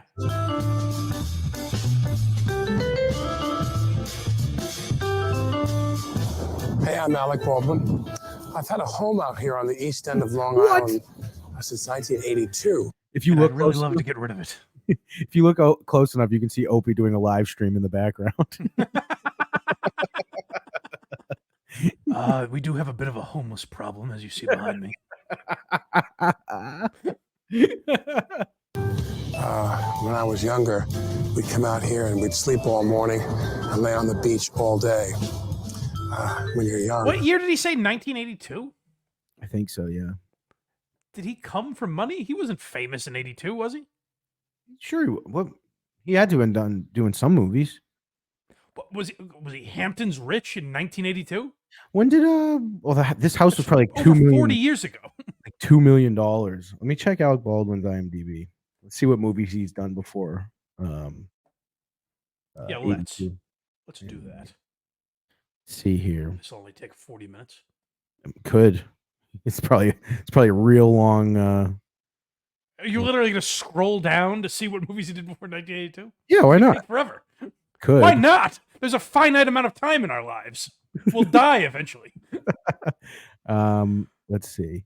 No, 82 is his first thing, and it was a TV show Yeah, appearance. so how the fuck did he afford this place? He must have come from money. Well, good for Must. Alec. Yeah. All right, he's going to tell us he's had this house for 40 years, and I sure would love you to take it from me. Please. This thing is a money pit. Since 1982, when I was younger, we'd come out here and we'd sleep all morning and lay on the beach all day. When you're young, this place is the best. The first house was... But I can't stand it anymore. I can't go outside without people throwing tomatoes at me. That's just how charitable I am, is that this place is the greatest place on earth, and I am slashing prices like Crazy Eddie to get rid of it. This next part makes no sense with selling the house he's trying to sell, by the way. Okay. This is when he goes through his whole, basically his IMDb of houses. Oh, good. My first house was here on Bluff Road in Who Amagansett. gives a fuck? You know, like people are like, "Hey, can you please not do this? You're devaluing my house." I like the real estate agent that's like, hey, I'm going to show you this great house on Crestview Avenue, but first we're going to swing by Green Lake and see a house there, because that's where I lived originally. This is where I came from. My first house was here on Bluff Road in Amagansett, a house I rented for 5 years. And then after that, I decided to buy my own place. I bought my first house here. He goes to his second location. Why are we seeing these? I don't know. I have no idea. Documentary on Alec Baldwin's homes. Talk Highway around the corner from Atlantic Avenue Beach. I had this little cottage over here for about 7 or 8 years, and then I decided I wanted something bigger, so I bought my house over on Town Lane. I bought this house back in 1995. I put this. Imagine you're standing outside with a real estate agent, and he's like, hey, we're going to head upstairs in 1 minute, but first I want to give you a slideshow of houses that aren't this. Here's some houses that aren't on the market, and I just want to show you a few pictures. You know, people are probably like, you know what, I want to live in the Hamptons. I can't quite afford this $18 million mansion. But that cottage he used to live in, that looks my range. Well, it's not available, but isn't it interesting that I used to live there? But I just saw you're selling a house, and I saw the house in the video. I'm selling a house, not the houses I'm showing you. Not the cute. What don't you get about that? Not the cute little affordable ones. Yeah, that's a good point, Craig. Who's this video for? This would literally be like for Hollywood elites or athletes or something. So this is just for a guy who's got a spare $18 million. Yeah. And he's in the market for a home. And luckily, he's scrolling through YouTube and sees, Alec Baldwin's selling his house. Eastern side of the property in 1996, and my wife Ilaria and I built this addition on the western side of the property in 2014. We've got about 10,000 square feet here. Yes, Ilaria jumped the southern border of the home to get in here. Where's he going? Like, why is he getting rid of it? Yeah, good point. Where's he moving? Is he fleeing the country? He's got like a condo in New York City in this, I thought, right? Well, I was gonna say maybe he's downsizing, but he has 7 kids. That's true. Like young children. I wonder what his net worth is. I would assume a lot, but he's probably spent a lot of money on legal fees in the last few years. $65 million he's worth. Yeah, I mean, he's got a ton of kids, and he was, charged with manslaughter. So Say all right. that adds up. Say that 65 million got cut to 20. He's still fine. Maybe, I don't know. Maybe he's made some bad investment deals. I haven't seen him in any Capital One commercials lately. I don't know. I don't think you're gonna either. Probably not. Although my favorite, I saw H. Foley do this joke at Skankfest. Mm-hmm. It's about having a Capital One credit card. And he goes, I get emails from Capital One like every night asking me to refer a friend. He goes, it's a shit credit card when they nudge you awake in the middle of the night and go, hey, you know anybody?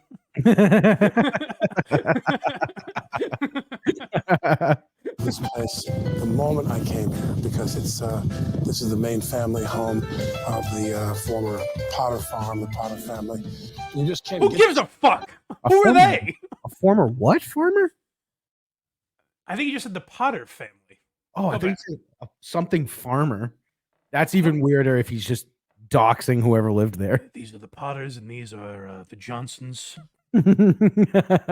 Yes, they're one door down. So if you're trying to figure out their address, quite easy. Yes, and Mrs. Andrews, she makes a mean cherry pie. If you stop her. Well, now that I'm thinking about it, she's probably been dead for 40 years, but because I haven't lived there in ages. Potter farm, the Potter family.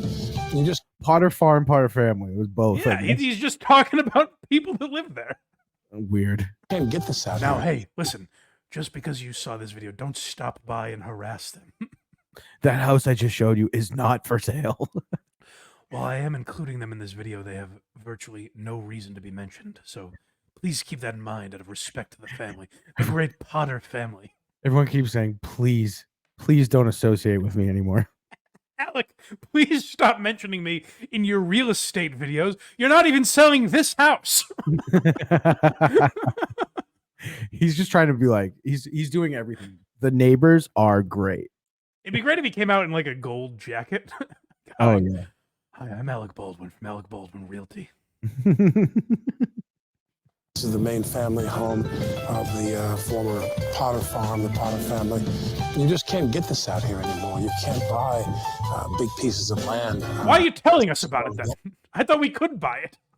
If it was that easy, how come you have to make this video?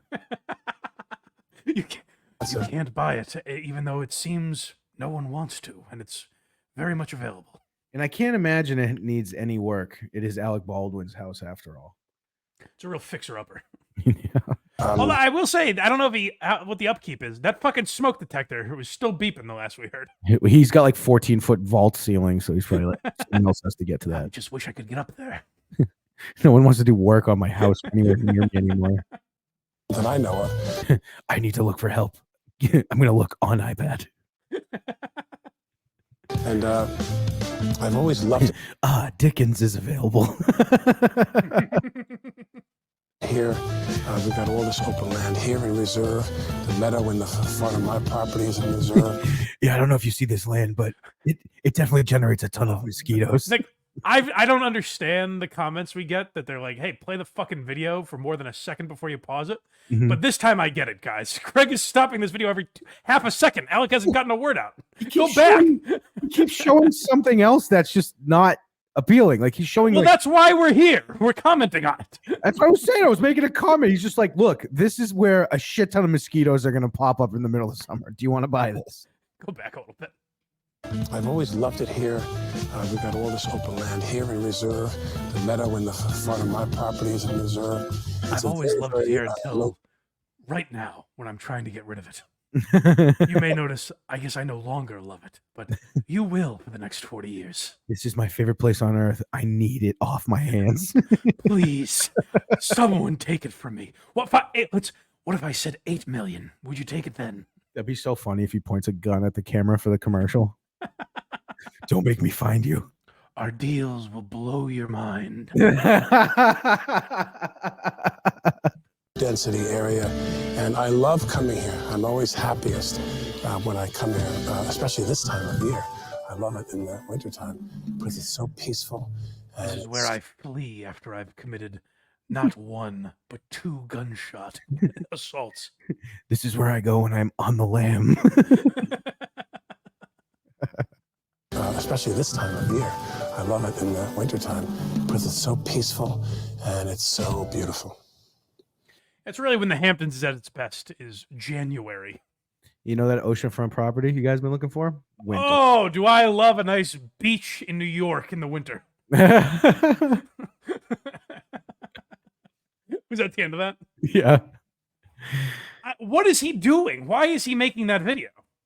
I think it's because it's not selling, and he's like, I'm Alec Baldwin. People will be like, I need to own his house. But the people that would say I need to own his house don't have $18 million. I'm sure someone might. That Martin Shkreli guy bought a Wu-Tang album for like, I don't even remember how much. I think a one of one Wu-Tang album is different than like the 7th lead in The Departed's house. That's true. Like Alec Baldwin's a big actor, but he's not. It's not like owning fucking Brando's house. Right. Right. So I don't know what his angle is, but unfortunately, Alec hasn't posted on Instagram. I mean, well, I take that back. He's posted a ton on Instagram, but he hasn't done his just face the camera monologue reels that we like so much. Yeah. He'll come back. He's stressed out about the house. That's all. Well, guys, if you make sure you become a member on YouTube, I'll buy Alec Baldwin's house and just make it like a party house for the gearheads. Yeah, we got. Yeah, just more super chats, donate, all that stuff. More subscriptions. Yeah.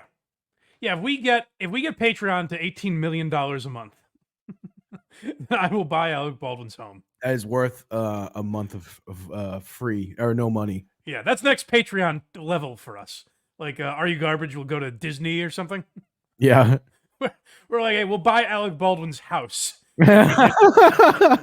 50,000 subscribers. What's more realistic is if we got like Klugman's house or something. All right. Oh, now we've got to talk about a guy that we haven't talked about in a while. Stuttering John. Stuttering John? That's ridiculous. Why would I talk about Stuttering John? We don't talk about him anymore. That's right. That's right. I want to talk about a gentleman named Richard Ojeda. And he was on some guy's show. And listen, if you guys comment and say that I made this big proclamation that I wasn't going to talk about Stuttering John, and I've done it twice since then, and now I'm kind of cramming him into an episode by pretending I'm not really talking about him, that's absurd. Because we're here to talk about Richard Ojeda. I can't help if he's on someone else's podcast. Mike never said he wasn't going to talk about Stuttering John. Prove the receipts. Bring up the receipts. I don't even know what you're talking about. Find an episode that's titled something like that. Yeah, we need the receipts here. I don't buy it. So make sure you comment and let me know about it. But Richard Ojeda was on something called the Stuttering John podcast that I don't know much about. And they had an interesting back and forth that I felt I had to highlight. Because I guess John's been doing this a lot to people. I guess to Joey C, he said he wanted to he was referring to his wife. He goes, "Oh, I would hit that." Mm-hmm. And Joey was like, "It's my fucking wife. What are you talking about? Why would you say that to me?" Can you please not talk about that?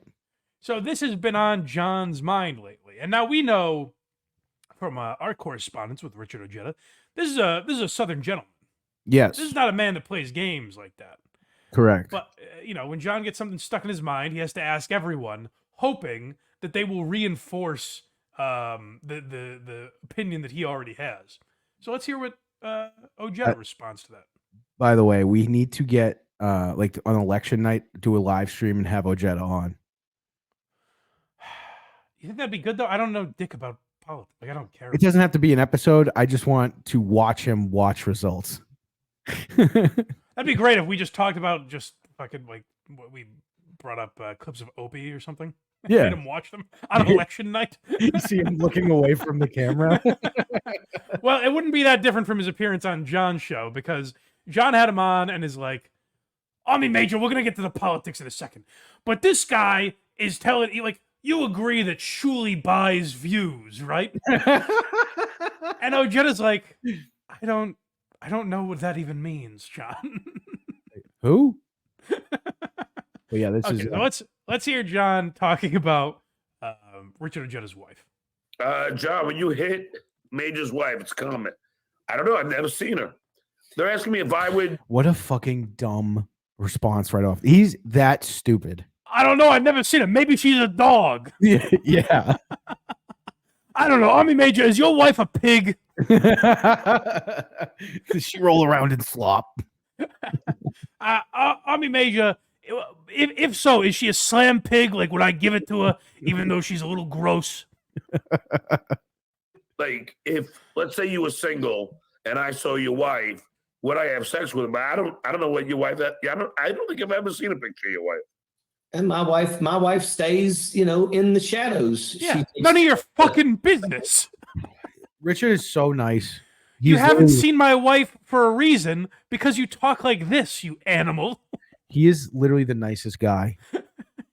Well, unless you're on the receiving end of a curb stomping, then Yeah, I mean, it would just also be funny if we were watching that, and I'll just be telling him how much I like Trump, and then someone could, well, that's your opinion, I suppose. and then just have him play clips about how him calling like Trump voters like retarded, like have Hack Ride drop them in, and then I'll be like, Richard, I thought we were friends. You can't sue him for slander if you say Right. that, Right. Okay, but yeah. So John here's the argument John's presenting for anyone that's a little confused. Hey, your wife, your dearly beloved, the mother of your children. Let's pretend there's a world where I guess you don't know her. Could I slip my rotten pecker into her? Would you mind that? In the shadows. She takes care of the family, and it's just how it is. Yeah, no, but I mean, but let me ask you. Yeah, no, but I mean, like, could I fuck her? Could I make her squeal or something? Oh, clearly, Richard doesn't want to answer this. You know how I could tell? It's very. I don't see much, but I'm observant in some ways. Mm-hmm. It's very subtle. John said, "Is your wife fuckable?" And Richard's answer was, "She takes care of the kids. She takes care of the home. I love her very much." It's a very subtle way of saying, I don't want to fucking talk about this, John. Yeah. What's wrong? You invited me on a political show. I don't remember. Say what you want about Larry King. I don't remember him having a guest on CNN saying, would you mind if I fucked your wife? And just to, give an idea how much of a piece of shit John is, this is 26 seconds in. He's made it clear he doesn't want to talk about it. He's not being rude about it. There's still 2 minutes left in this clip. We've got Vice President Al Gore on. What would you think if I banged Tipper? What kind of a political show is this? That as an insult about like with me and all my friends, like if you said, man, your wife's hot, I'd hit that. That just means that you find her beautiful. Well, okay, so John's friends are scumbags. Yeah, and listen to Richard's response to this too, because he's like, John, I'm giving you an out. Please take it. When you hear guys at a bar where you're like, human beings talk like that, that's John and the guys at the pub being like, oh, I would suck your wife's tits. Like, but also I would argue, like, do the guys think at the pub think that's cool when John's like, I'd give your wife anal? Like, are there guys out there that are like, oh, good, what a compliment that was? I think the normal response would be like, I will shoot you in the head. So John's trying to convince Richard that it's a compliment that he wants to slip his wife the formidable sausage. I wanted Richard to be like, no, John, I got what you were saying. It's just fucking rude. Oh, I'm sorry, John. I completely understood, and I'd like to move on, please, because I find it very inappropriate. I happen to love my wife, and I don't want to speak of her that way. That just means that you find her beautiful. Well, I would never say it like that. I would say that you have a very beautiful wife. If somebody, walked up to me with their friend and they said, "Hey, man, check out his wife. Would you hit that?" I'd punch them right in their goddamn throat. I like even Richard. That's as polite as he can be. Listen, there's a nicer way to say it, but if I was in a room with you right now, I would knock your fucking lights out, John. John, you twerp. John, you keep going. I'm gonna drive to you and beat the shit out of you. Listen, John, we're friends, but I will shatter your world if you insult my beloved wife. I'm trying to get that through to you. Wife, would you hit that? I'd punch them right in their goddamn throat. Oh, really? So you're like, see, to me, it's. Oh, you're one of those guys. You're pretty gay there, Army Major.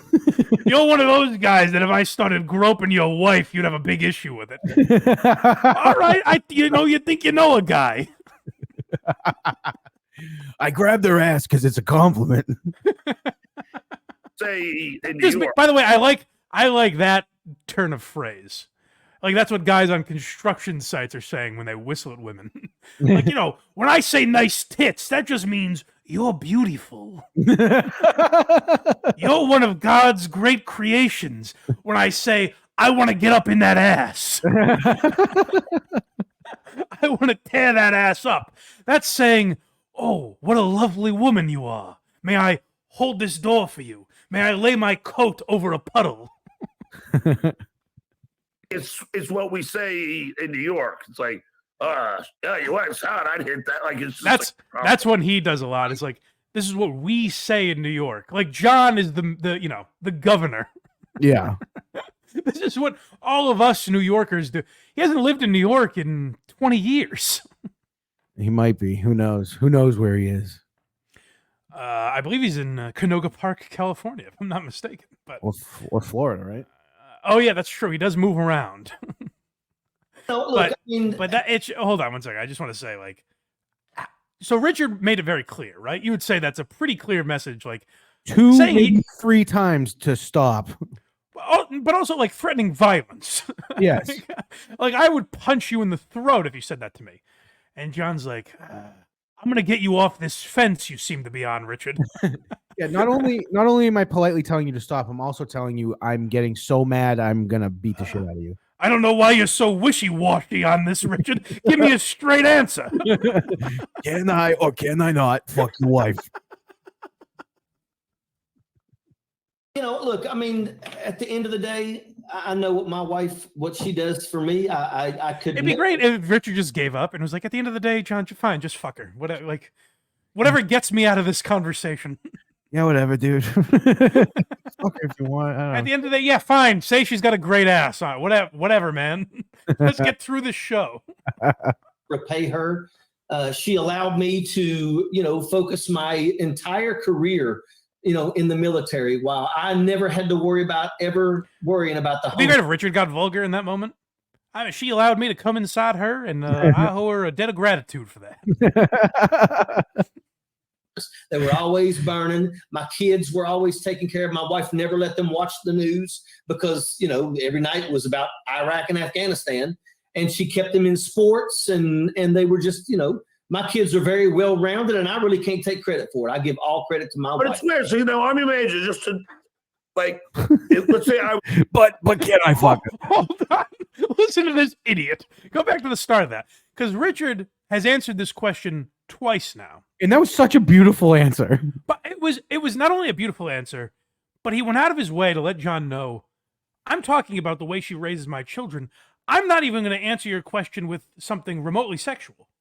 I'm not going to say that we have a great sex life. I'm not going to say that I find her beautiful. What I'm going to say is she's a tremendous mother, and I owe her the world. Like, she's the love of my life. I'm being so clear with you that I don't want to get graphic about my wife that I don't know how you're missing it. And John's like, but there seems to be a little room for me to slip in here. Like, I was like, she's a great mom. She protected my kids, blah, blah, blah. And he's like, so you say she's a dog? Yeah, is that your way of saying she's ugly, Richard? I don't understand. Or are you saying, like, she's down to fuck? In Afghanistan, and she kept them in sports, and they were just, my kids are very well rounded, and I really can't take credit for it. I give all credit to my But wife. it's weird. So, Army Major, just to, like, let's say I was with my ex-wife, right? Oh my God. I'd let you fuck her. You can raw dog her in front of me. I don't even care. John's about to talk about his ex-wife. I'd let you say whatever you want about that pig. Meanwhile, Richard is talking about a woman who's probably in the next room as he's doing this show. Could be working the camera. It's me, you, and Brian Karam hanging out at the pub. And you said... The pussy posse. Todd, I'd hit John, Richard, and Brian Karam are at a bar. So obviously they're getting swarmed with hot tail. He's like, you could be like, yeah, I'd hit that. I'd be like, yes, John, I still comprehend your question. Well, all right, let's hear this analogy. Finally, you know what? I think this time he's going to get through to Richard, and Richard's going to be like, oh, that's what you meant. Yeah, no, go to town on her. Come on her tits and her ass, wherever you want, buddy. hanging out at the pub. And you said, man, your wife's hot. I'd hit that. I would be like, thanks. I don't know. It's just... I would never say that. I would never say that. I know you would. You're a Southerner. Because no, I'm not a Southerner. I'm a human being. I know where there's a line and where not to cross one. Yeah, no, it's not so much that I'm a Southerner. It's just that I'm an adult that has spoken to people in their lives. I'm not just this fucking oafish bull in a china shop when it comes to conversation. You can see he does not want to be there right now. I mean, there's nothing wrong with, you have an attractive wife. I mean, that's I know it's not. I know that. I know. Yeah. I have an attractive wife, but do you want to fuck her, Richard? Answer the question. Do you want to bust inside her mouth? Yeah, fine, John. You can fuck my wife. Skull. I wouldn't hang out with Barack Obama and say that. Yeah. About, wait, what? What is he saying? He's saying Michelle Obama's ugly as hell. Is he? It seems like that's what he's saying. Or is he saying, like, I wouldn't hang out with someone like I respect and talk like that? No, I think he's calling. I think he's making fun of his kid in a roundabout way here. Yeah, maybe. I think what he's saying is like, hey, Richard, I would like a guy who's respectable, like a guy who's famous. So I value what they think of me. I wouldn't say it to someone like that, but I'm asking about your whore slut wife. Can I fuck her? I wouldn't talk about the first lady in that manner. Richard, we don't agree politically, but I am so on your side, sir. Yeah, by the way, again, that's John saying that, Richard. Yeah, that is not us. We respect... That's a character that I play. Mrs. Ojeda is a queen. Yes, absolutely. Hang out with Barack Obama and say that. Go back a little further, because I want to see how he presents that to Richard. Like, what is Richard supposed to take from this? Is that a compliment? I don't think of you and Barack Obama the same way. Because these are two liberal guys, remember? Craig assumes he's calling her Big Mike or something. Yep. I don't think that's the case. I think so. I highly doubt it. I think so. But this is like the rudest shit in the world. How does he get in? How does this big fat oaf describe this to poor Richard? I mean, there's nothing wrong with, you have an attractive wife. I mean, that's I know it's not. It's I know not that. I know. proper. I wouldn't hang out with Barack Obama and say that. Yeah, but we're talking about people in the Dabbleverse. Yeah, if you we were talking. No. Whoa. Okay, I take back what I said. He was clearly being like, "You are not as respectable as Barack Obama." We're talking about Richard's wife. Remember? What do you mean, people in the Dabbleverse? There are so many reasons I wouldn't say that to Barack Obama. One being it's rude, but also like I wouldn't say it to Carl. No shit. I'm gonna fuck your wife. What a fucking cretin this guy is. Lady K, I'd fuck your wife.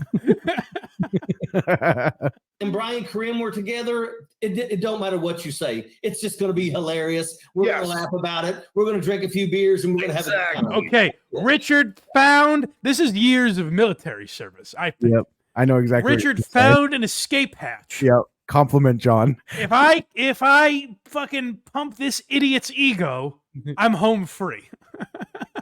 It's gonna wipe his hard drive, and he's gonna forget everything that just happened. Hey, John, who cares whether or not my wife is fuckable?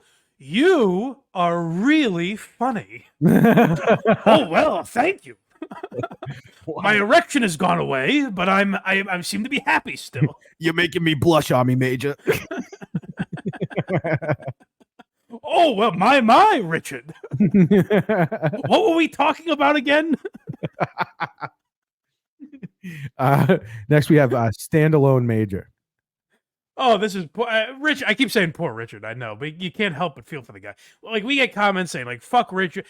Set politics aside while we watch. Forget that he's a liberal, if you're a conservative, or whatever you believe that it doesn't line up with Richard. Forget that. And just try and see a human being here who is doing John a favor by doing his show. Like, Richard legitimately is doing John a favor. Whether or not, John gets more views, or Richard gets nothing out of this. No one that watches John's show is going over to watch Richard because of what he's doing here. Mm-hmm. So this is Richard doing a favor for a friend, and this is how John pays back that favor.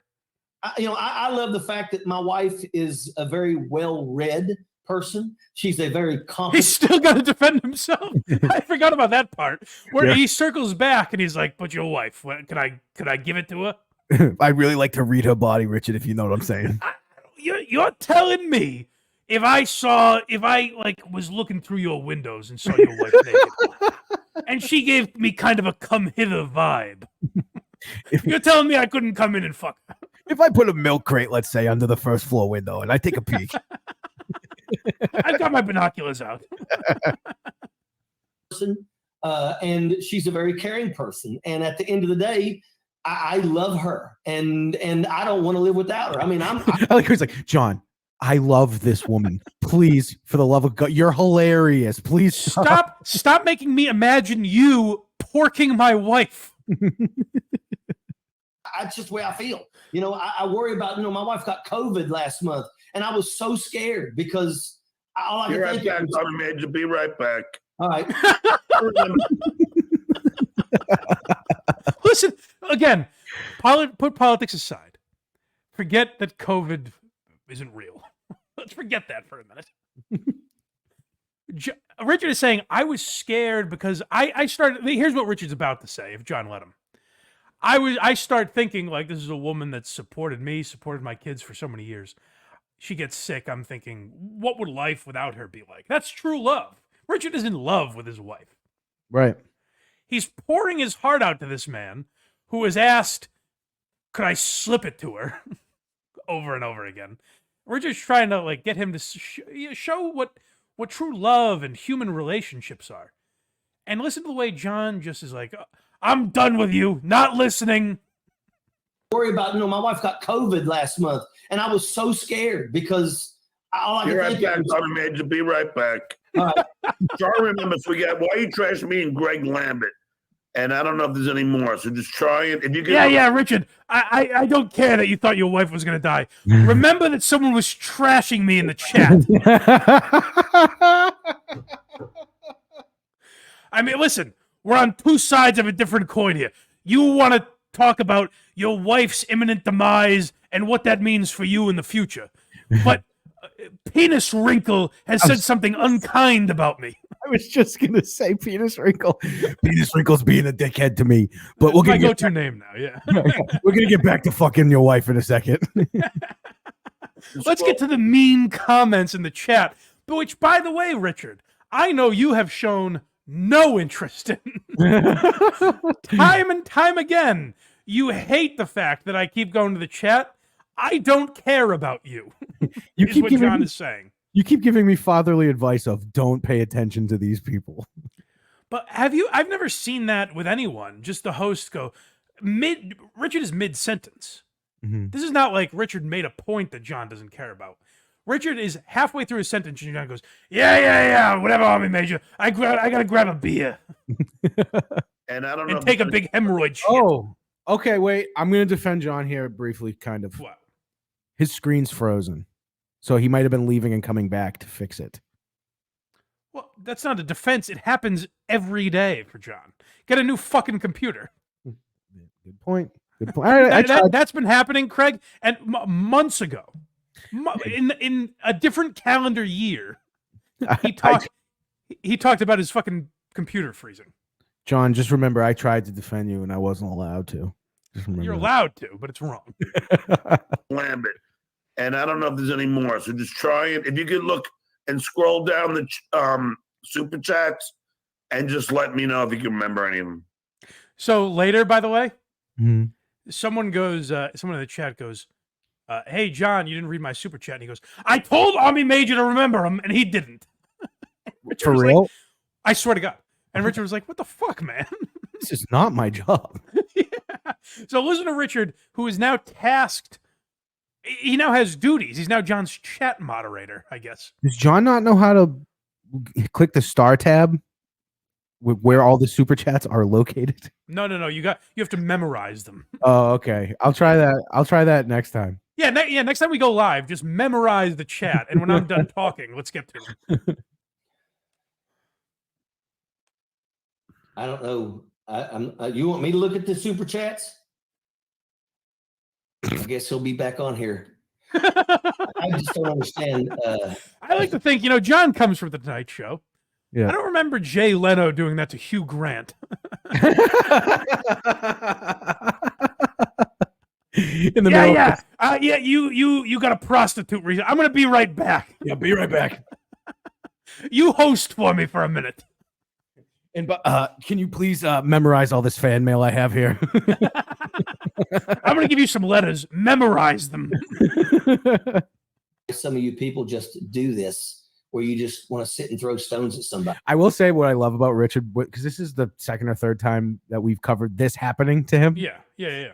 He just immediately is like, I'm going to tell you how much I fucking hate all of you. He hates the chat, and he's a good friend to John. He's saying, hey, people, stop. I hate that you bully my buddy John. Sure, he asks me about penetrating my wife. But I still don't like that you bully the guy. Where you just want to sit and throw stones at somebody. Don't understand it. What's up, Robert Myers? How you doing, brother?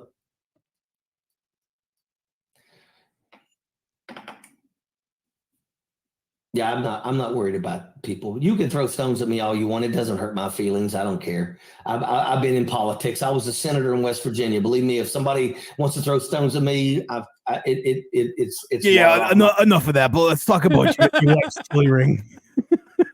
But Richard's like, guys, look at what I just sat through. You think you're gonna bother me with your comments? This guy essentially talked about fisting my wife for 20 minutes. He wants to tongue my wife's ass. You guys said my politics stink. So, I mean, what did you ask? Did you answer this guy's question? Oh no, I don't understand, Trump. If Trump says you were funny and loved you on Stern, and that Shuley is untalented hack who's not funny, would you then support Trump for POTUS? No. How would Richard answer that question, John?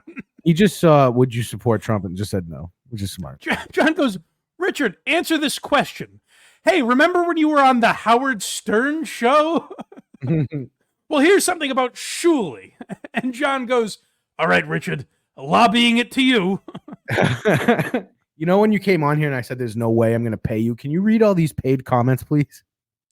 Hey, Richard, here's one about asking Ringo Starr a question. Could you answer this for me? Richard, we got a question about a lawsuit with Sharon Stone. Would you mind taking this one? The question was directly at you, John. How would Richard answer that? Shit. This next clip is labeled 4 minutes later. It's like if we're not live, obviously, but this is like if we got to chat like, hey, do you think you or Mick won the fight the other day? And I was like, Craig, take it away. You or Mick? Who do you think? I'm going to default to you because Mick screwed us once. You're actually answering the question, you idiot. I know. I get triggered by Mick. All right. What's next? Damn it! Oh. You made me do it. What's next, Coleman? 4 minutes later. Okay, so yeah, we've moved along. Clearly, listen. At the very least, Craig defended him and said John's computer froze. Mm-hmm. Certainly, in that amount of time, John got everything he needed to do done when he left Richard alone, right? Yeah. At least for the next 4 minutes. We've always been like, tankers. Tankers are the ones a little rounder because they're always in their vehicle, and paratroopers are always on their feet or in the air. I don't give a shit about this. Yeah, okay, great. No, please. I need someone with eyes to tell me. Uh-huh. Is he talking to Richard there? Let's watch it again. I'll pay attention to John. I can't tell. Shuli reported you. It sure as shit sounds like it.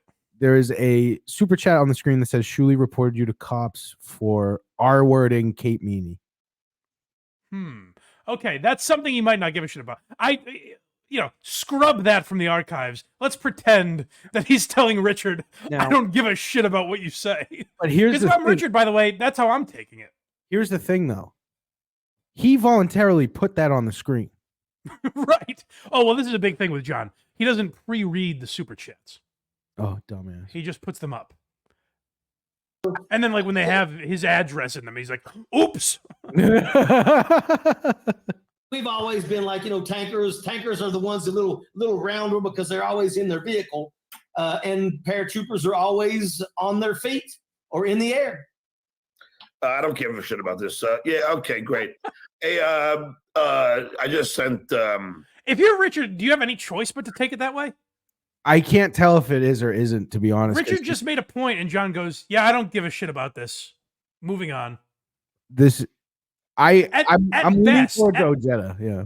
At best, he wasn't listening to Richard, who was just saying something. Right. I don't give a shit about this. Like, how fucking rude can you be to even if you do that, like if you're focused on the super chat and you're like, I don't give a shit about this. My instinct would be like, oh shit, Richard, I don't mean you. Obviously, I'm not just blatantly insulting you, even though it sounded a lot like that. First my wife, now this. What an asshole. Karen, even though I'm supposed to do a show, but not yet. I'm gonna hold on, because I like to hear Brian's thing too. Because I do have more questions to ask you, Major. I'm sorry. Sounds good. No, but I fuck your daughter. She's of legal age. Can you give me that much? Can I fuck your daughter? At least give me that, Richard. Yes, you can fuck my daughter. Thank you. Hold the show for a second. I'm just gonna grab a beer. All right. All right. I'm leaving him with the sticks again. Which honestly makes the show better, because Richard reading the chat, which he doesn't do on his shows anymore, is what I've missed a lot. Yeah, here's the problem: is John comes back like, Richard, you kind of tell starting to get warmed up, and then just the dark cloud rolls back in. All right, what we got? Okay, hold on. Hold on, just read one. Yeah. Bridget Sweeney, thank you very much. I was on Texas Paul this morning. I love being on Texas Paul's show. Great guy. Always appreciate being on there. All right. Anybody got any other questions? Okay, hold on. I just can't get him on. Who the fuck do you talk to when getting a beer?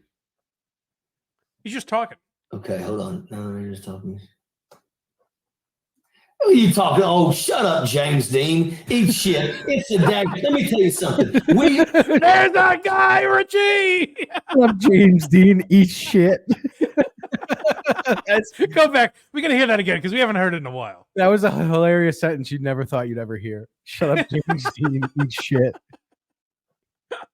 Who are you talking? Oh, shut up, James Dean. Eat shit. It's a dag. Let me tell you something. We always have at it with tankers. Yeah. Oh, that's nice. Oh, and here comes the moron to interrupt things I again. showed Jamie yesterday. This is Wolby. Okay, all right. Yeah, we always talk. What a fucking asshole. Here comes the big retard. Here's my cat. Does he not hear him flipping out like that and go, he just goes, you know what? This isn't worth it. because John has no instincts in fucking podcasting. He hears a madman about to curb stomp a motherfucker, and he's like, "Here's my cat. Do you like him? Is he cool or something? Now, would you fuck this, Richard? We could do a trade." Next, we have it was a mislabeled clip, but should have said Army Major PSA. I think is what you meant. I No, don't think so. you wrote message for Craig. I don't think that was accurate. Oh! I was like, that doesn't sound familiar. No, he told me this actually. He messaged me, and he gave me the timestamp, and he was like, "Hey, I just have something I want to pass along to Craig."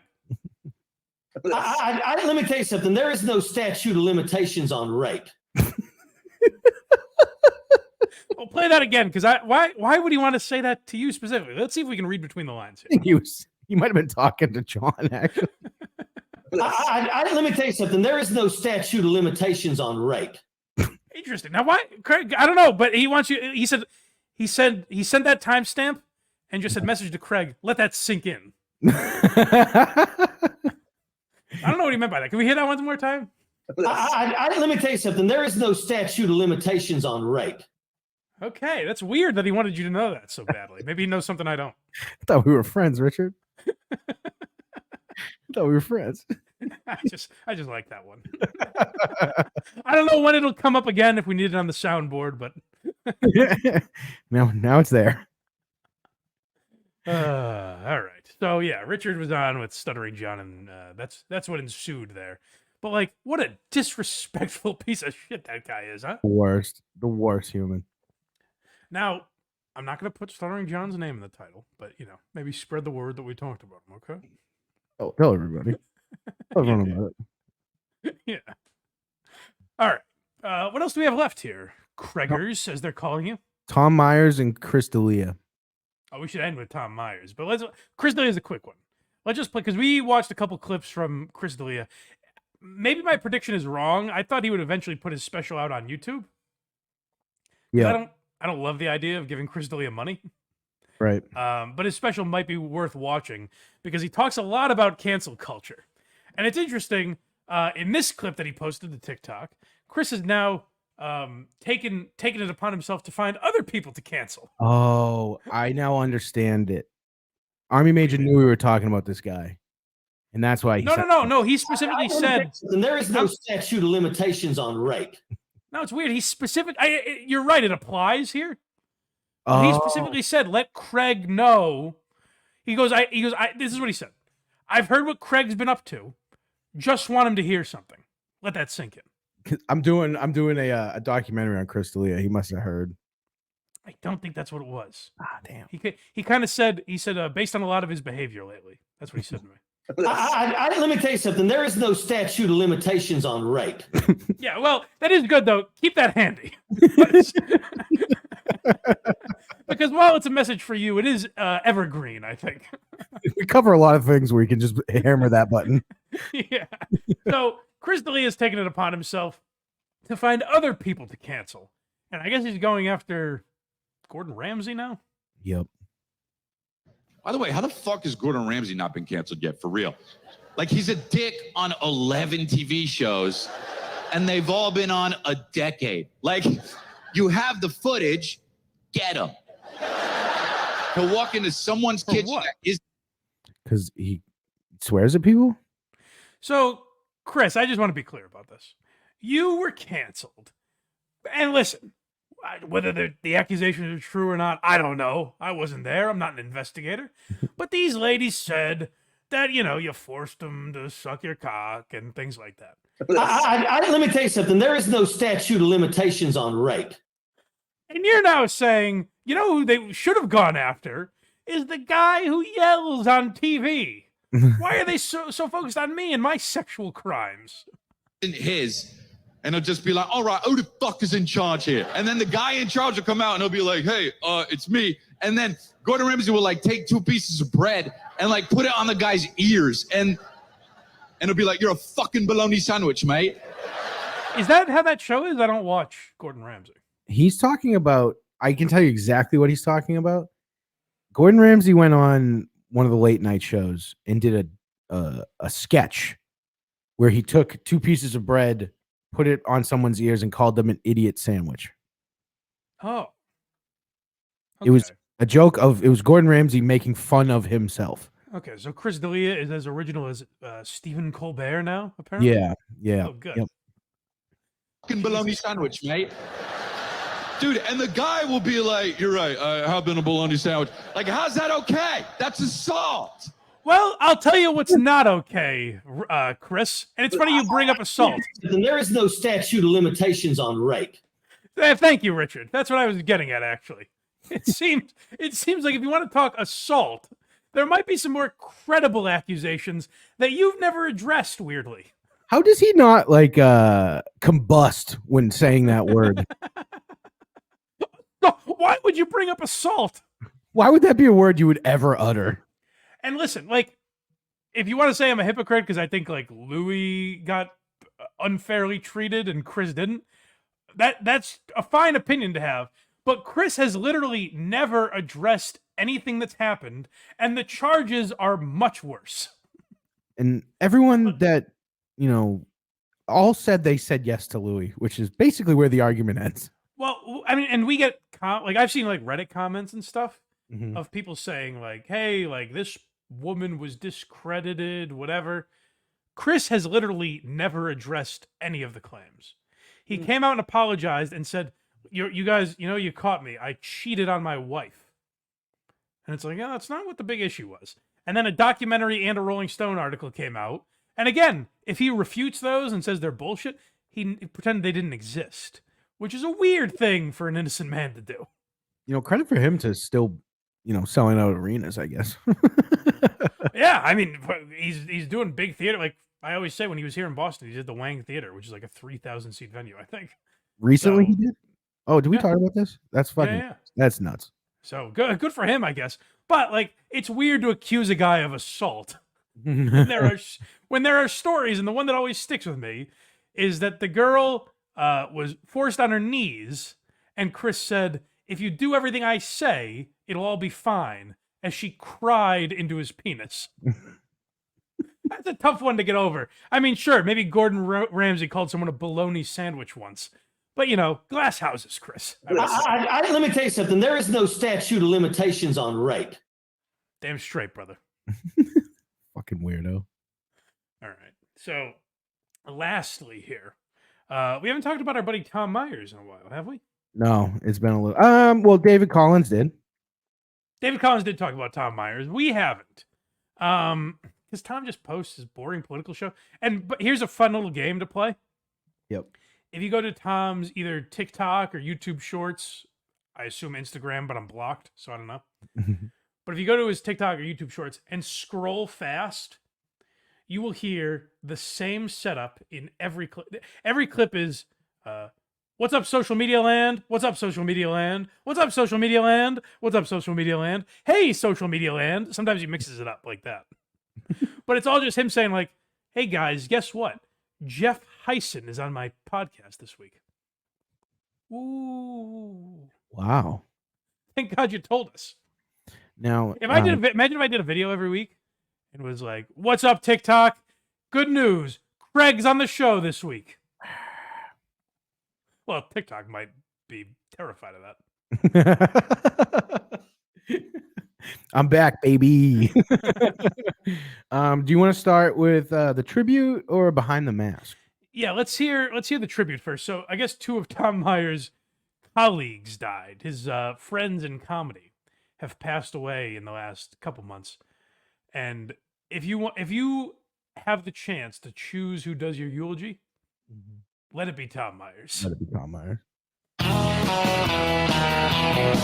good. I'm glad he put the intro music in front of, hey, my friends died. My favorite my favorite part is the abruptness in which the music ends. I like to think, like, at the funeral, Tom's walking up to the podium to this song. Hey, everybody! It just stops. How do these people that have podcasts just not own a microphone that works? I don't fucking get it. I don't get it. It's I think it kind of adds the mystique of Tom Myers, Yeah, I guess so. There comes a time in one's life when everyone has to do something like this, and it's very dreadful. It's also quite unfortunate that in my case, I have to do this to two of my entertainment colleagues. At the beginning of December, Tom, first of all, you're not fucking Walter Cronkite. He didn't have the stomach to call them friends. I have to do this, guys. He's talking like a broadcast, like, you know, fucking Anderson Cooper's reporting that someone else at CNN died. It pains me to do this, but every once in a while we lose someone great here at CNN. DC comedy community lost Ken Water, also known as DC's funniest tax accountant. I knew Ken as not only a great and funny comedian, in fact, I actually thought he was funnier than me, but he was also why? No way! Why would you ever say that? Guaranteed Tom didn't give him that pat on the head while he was alive. Now this other guy, I'm way funnier than. He's like, you know what, Ken? I'm gonna give you something. Bong hit transplant? I think you're even a notch above that, buddy. Jeremy Woodworth. Ken's family's crying. They're like, oh my God, Tom, thank you so much. I like the idea, though, that the other guy's not as funny. Yeah, no, Jeremy Woodworth. Well, Jeremy Woodworth had Tom on his podcast, so you know he's not as bright. That's as true. Ken. That's He's disassociated with this guy. I actually thought he was funnier than me, but he was also my accountant. He handled a lot of my comedy expenses and comedy. That's how you know he was really funny.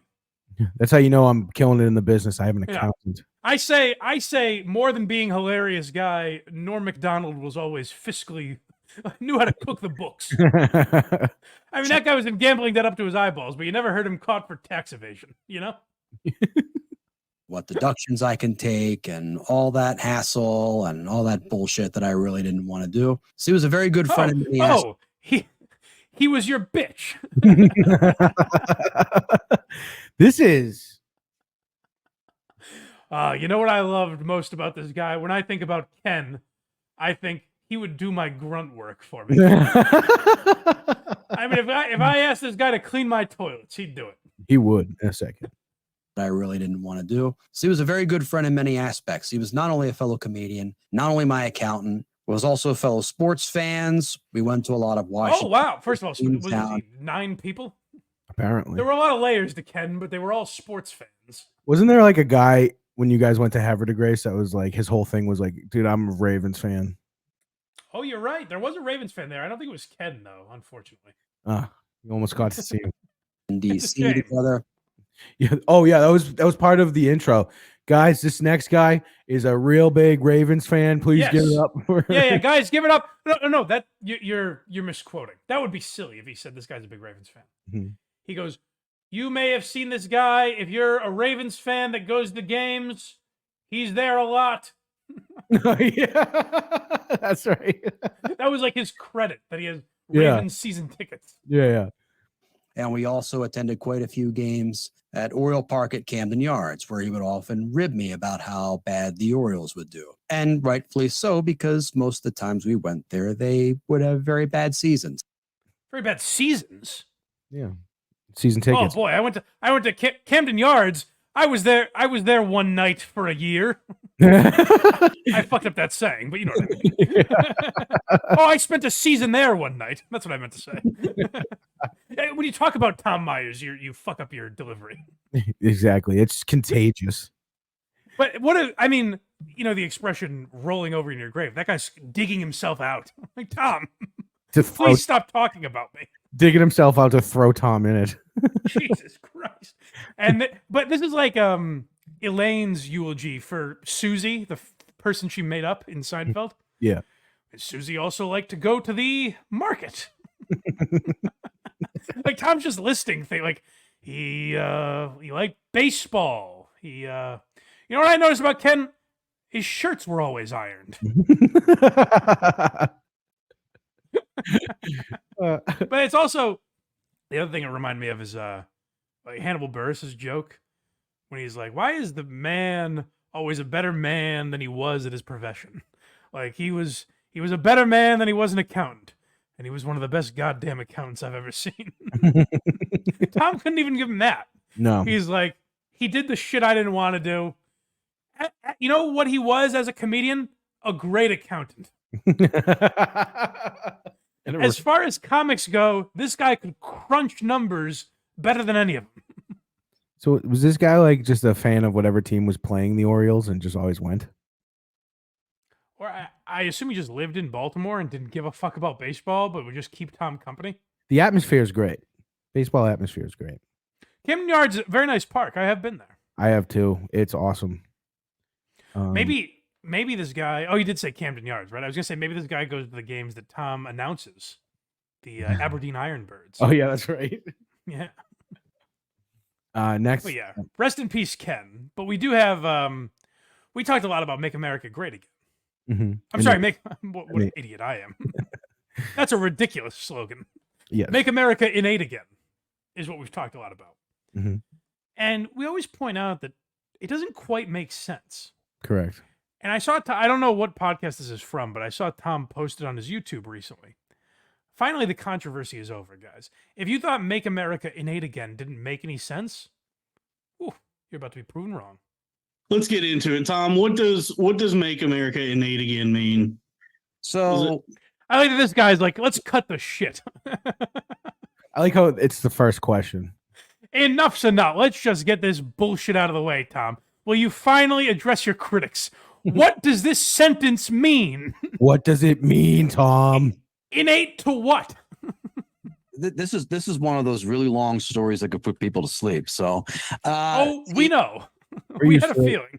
We're used to it. The original, one of the original titles I was going to make was "There's No Nice Way to Say This." But then there was a local Baltimore comic named Joe Recca who had it was an album with a similar title, like "There's No Other Way to Say This," something like that. So, man, I like the guy, and he went ahead and I decided to go ahead and change it. And well, how big of Tom? It is how big of Tom? Someone else, I thought about calling my album "Me Doing Stand Up," and I said, you know what, Norm's a nice guy. I'll give it to him. The guy had it first. End of discussion. Tom goes, he had the original idea, and I was kind of just copying that. So he's a nice enough guy. I let him have it. Basically, what that means was I tried doing the same thing, and he went, "Dude, what the fuck?" I started doing the 7 dirty words bit, and then I figured, out of respect to Carlin's family, I'm going to let him have that one. I knocked some ideas around in my head for a couple of days, and this was during like the height. Would "Killing Them Softly" have been a perfect title for this podcast? But you know what? There's a lot of argument. Is Chappelle the GOAT or am I? So he's a nice enough guy.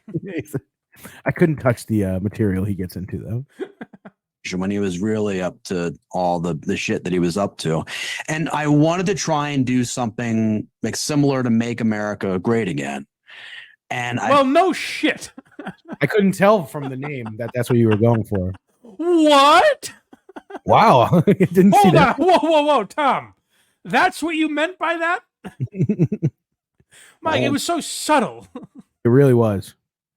Bunch of words, and I came up with innate because okay, hold on. I like Tom going through a bunch of words. Make America fade again. Make them late.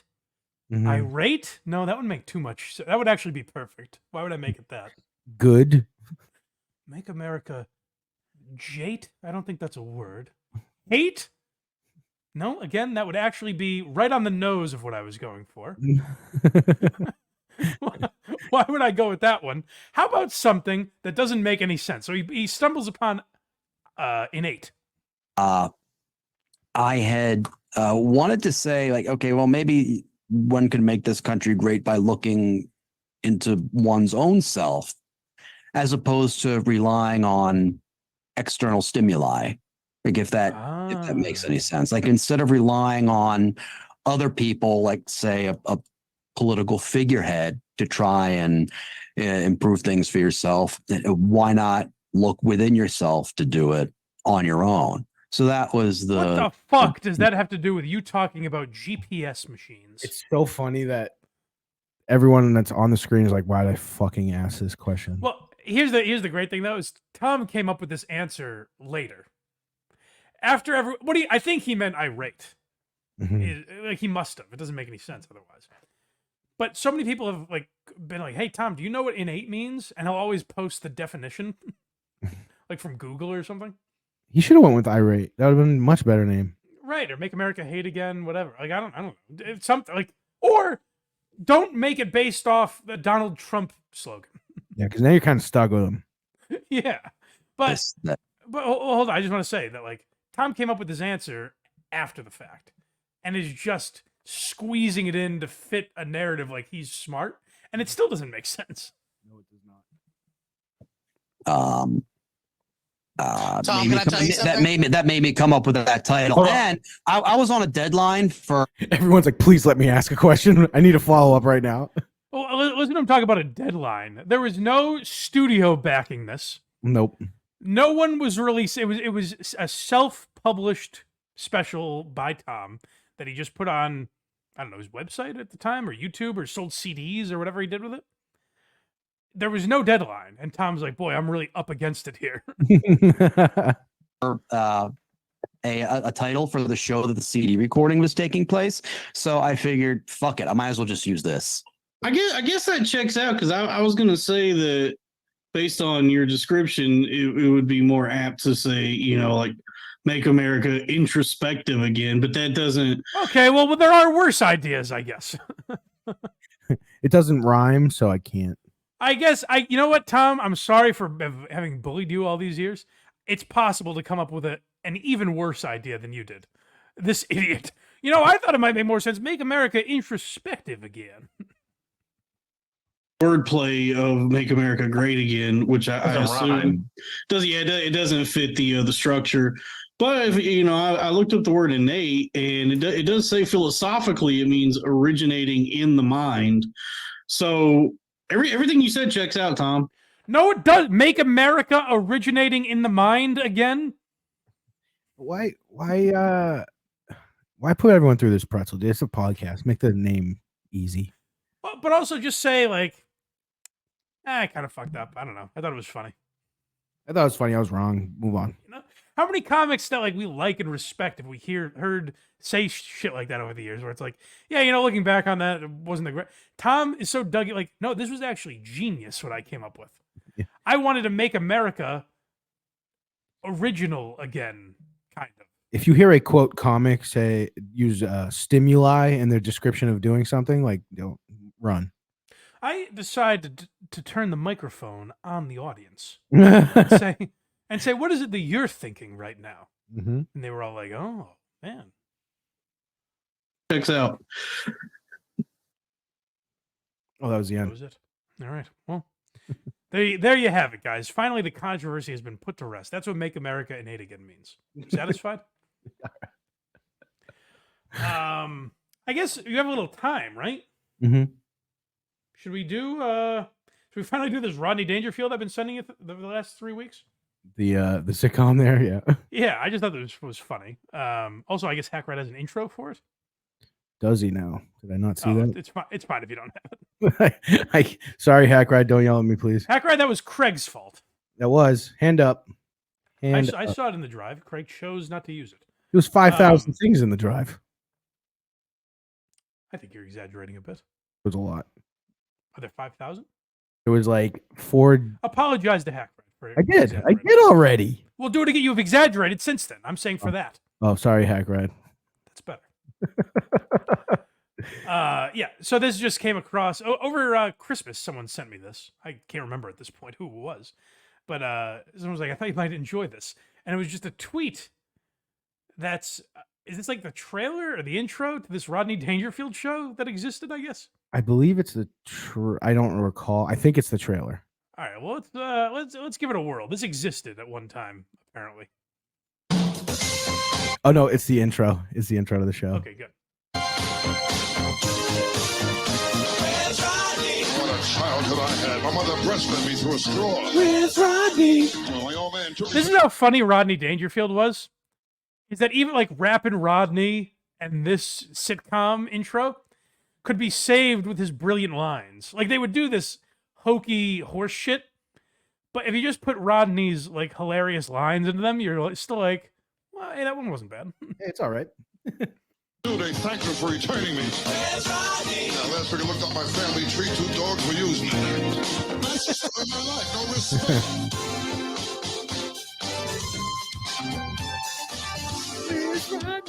When I'm feeling down and I can't get around my frustration. Yeah, you know who you want is an elderly, depressed drug addict. That's right. When I'm feeling down. I wish I had a man that was clinically depressed. To help me through. You know what I would like is a guy that, if you look into it, had one of the saddest lives in comedy. Was he a siding salesman? Was that him? Yeah, aluminum siding or something like that. Yeah. I try to find the guy who's always been my inspiration. If I could pin him down, where's Rodney? I'm ugly. You're kidding Halloween. I open the front door. Kids give me candy. There's something kid too in the merry-go-round. They made me ride under the horse. My wife is dumb. Are you kidding? You want to know how dumb she is? It takes her an hour and a half to watch 60 Minutes. That's funny. But the premise of the show, I guess, is that the inspiration for this kid, which, as you hear there, every joke he's ever written is what a fucking schmuck he is. Mm-hmm. This man's going to inspire a kid. So apparently, Rodney Dangerfield, in the premise of the show, is this kid's like magic genie, I guess, right? Right. Yeah, he's like, it's kind of like When he's feeling down, Rodney Dangerfield appears, which, like, I think that could have, I don't know, there could have been something there, maybe.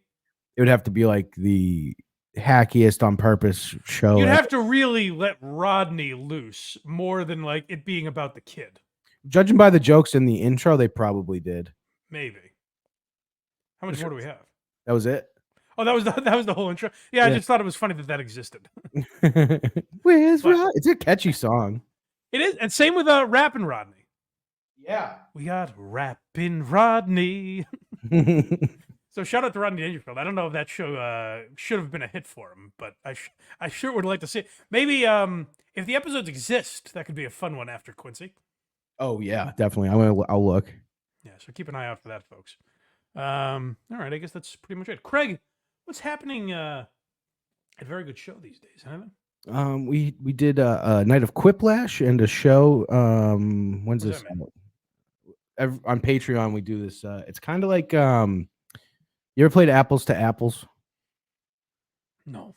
No, yes. It's a game like that, but you can write in your own answers, and they're brutal, and it's fun. Oh, I bet with you guys. No, like the people listening will play also, okay.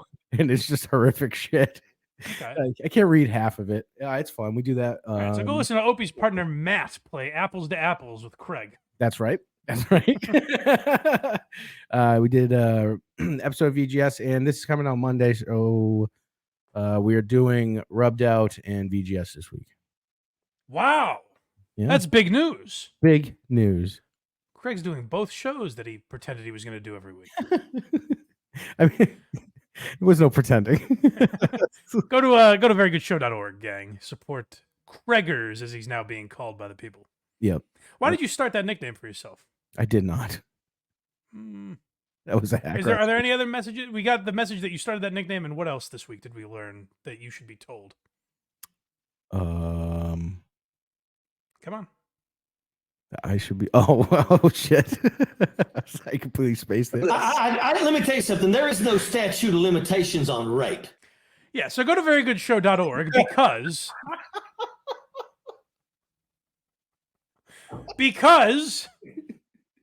sorry. Let me tell you something. There is no statute of limitations on rape. Thank you. That's true. What a so you know, support Craig while you can. I'm not. And if you could also support this program, we appreciate it. Go to blindmike.net. All the links are there. All your podcast platforms, whether they be Apple, Spotify, what have you, or on YouTube. The YouTube's been growing, so help that continue. And if you want to become a member on YouTube or on Patreon, you get early access to episodes like this, as well as Why You Laughing, Quincy, all the stuff we do back there. So become a member, support the show. We appreciate it, or support the show for free. Whatever you guys find more appropriate. We appreciate all of that. And then go support Hack Ride as well. Go follow Hack Ride and everything that he's doing. I'm a member on Hack Ride's YouTube channel, so you can find. I forgot to mention this. I did an interview with the Gone Goozlers. That sounds about right. Yeah, it was fun. Yeah, I watched Hack Ride. I watched Puzzle Box last night, and it was all about UFOs and shit. And Hack Ride was just high out of his mind explaining aliens to DJ Electrify. Jesus Christ. Yeah. That sounds interesting. But yeah, go check me out with the Gone Goozlers. They had interview questions for me. Some people have reported that they may have taken some of my words out of context, but I don't know if that's true or not. Oh God. Yeah, that's it. All right. Bye-bye. And we have a mean transition. Sappers clear the way. Airborne all the way. Now, this is very interesting. Now, really, ladies, if you listen in, and men, and everybody in between. If I tell you you've got a homicide, buddy, you've got a homicide. I hope to hear from you soon. I am proud to own the Trumpy beer, and I will always be proud to be an American. Until then, have yourself a great day, and as always, rock on.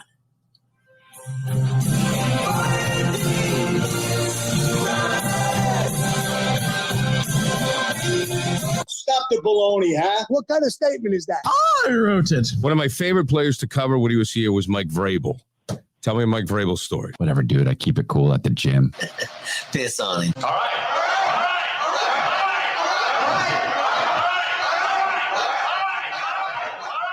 Stop, my belly hurts. My dad was in the military. What's that, sir? Can you please kindly F off, please? If a person is on a bridge threatening to jump, how do we know that he wants help? Anyway, God bless America.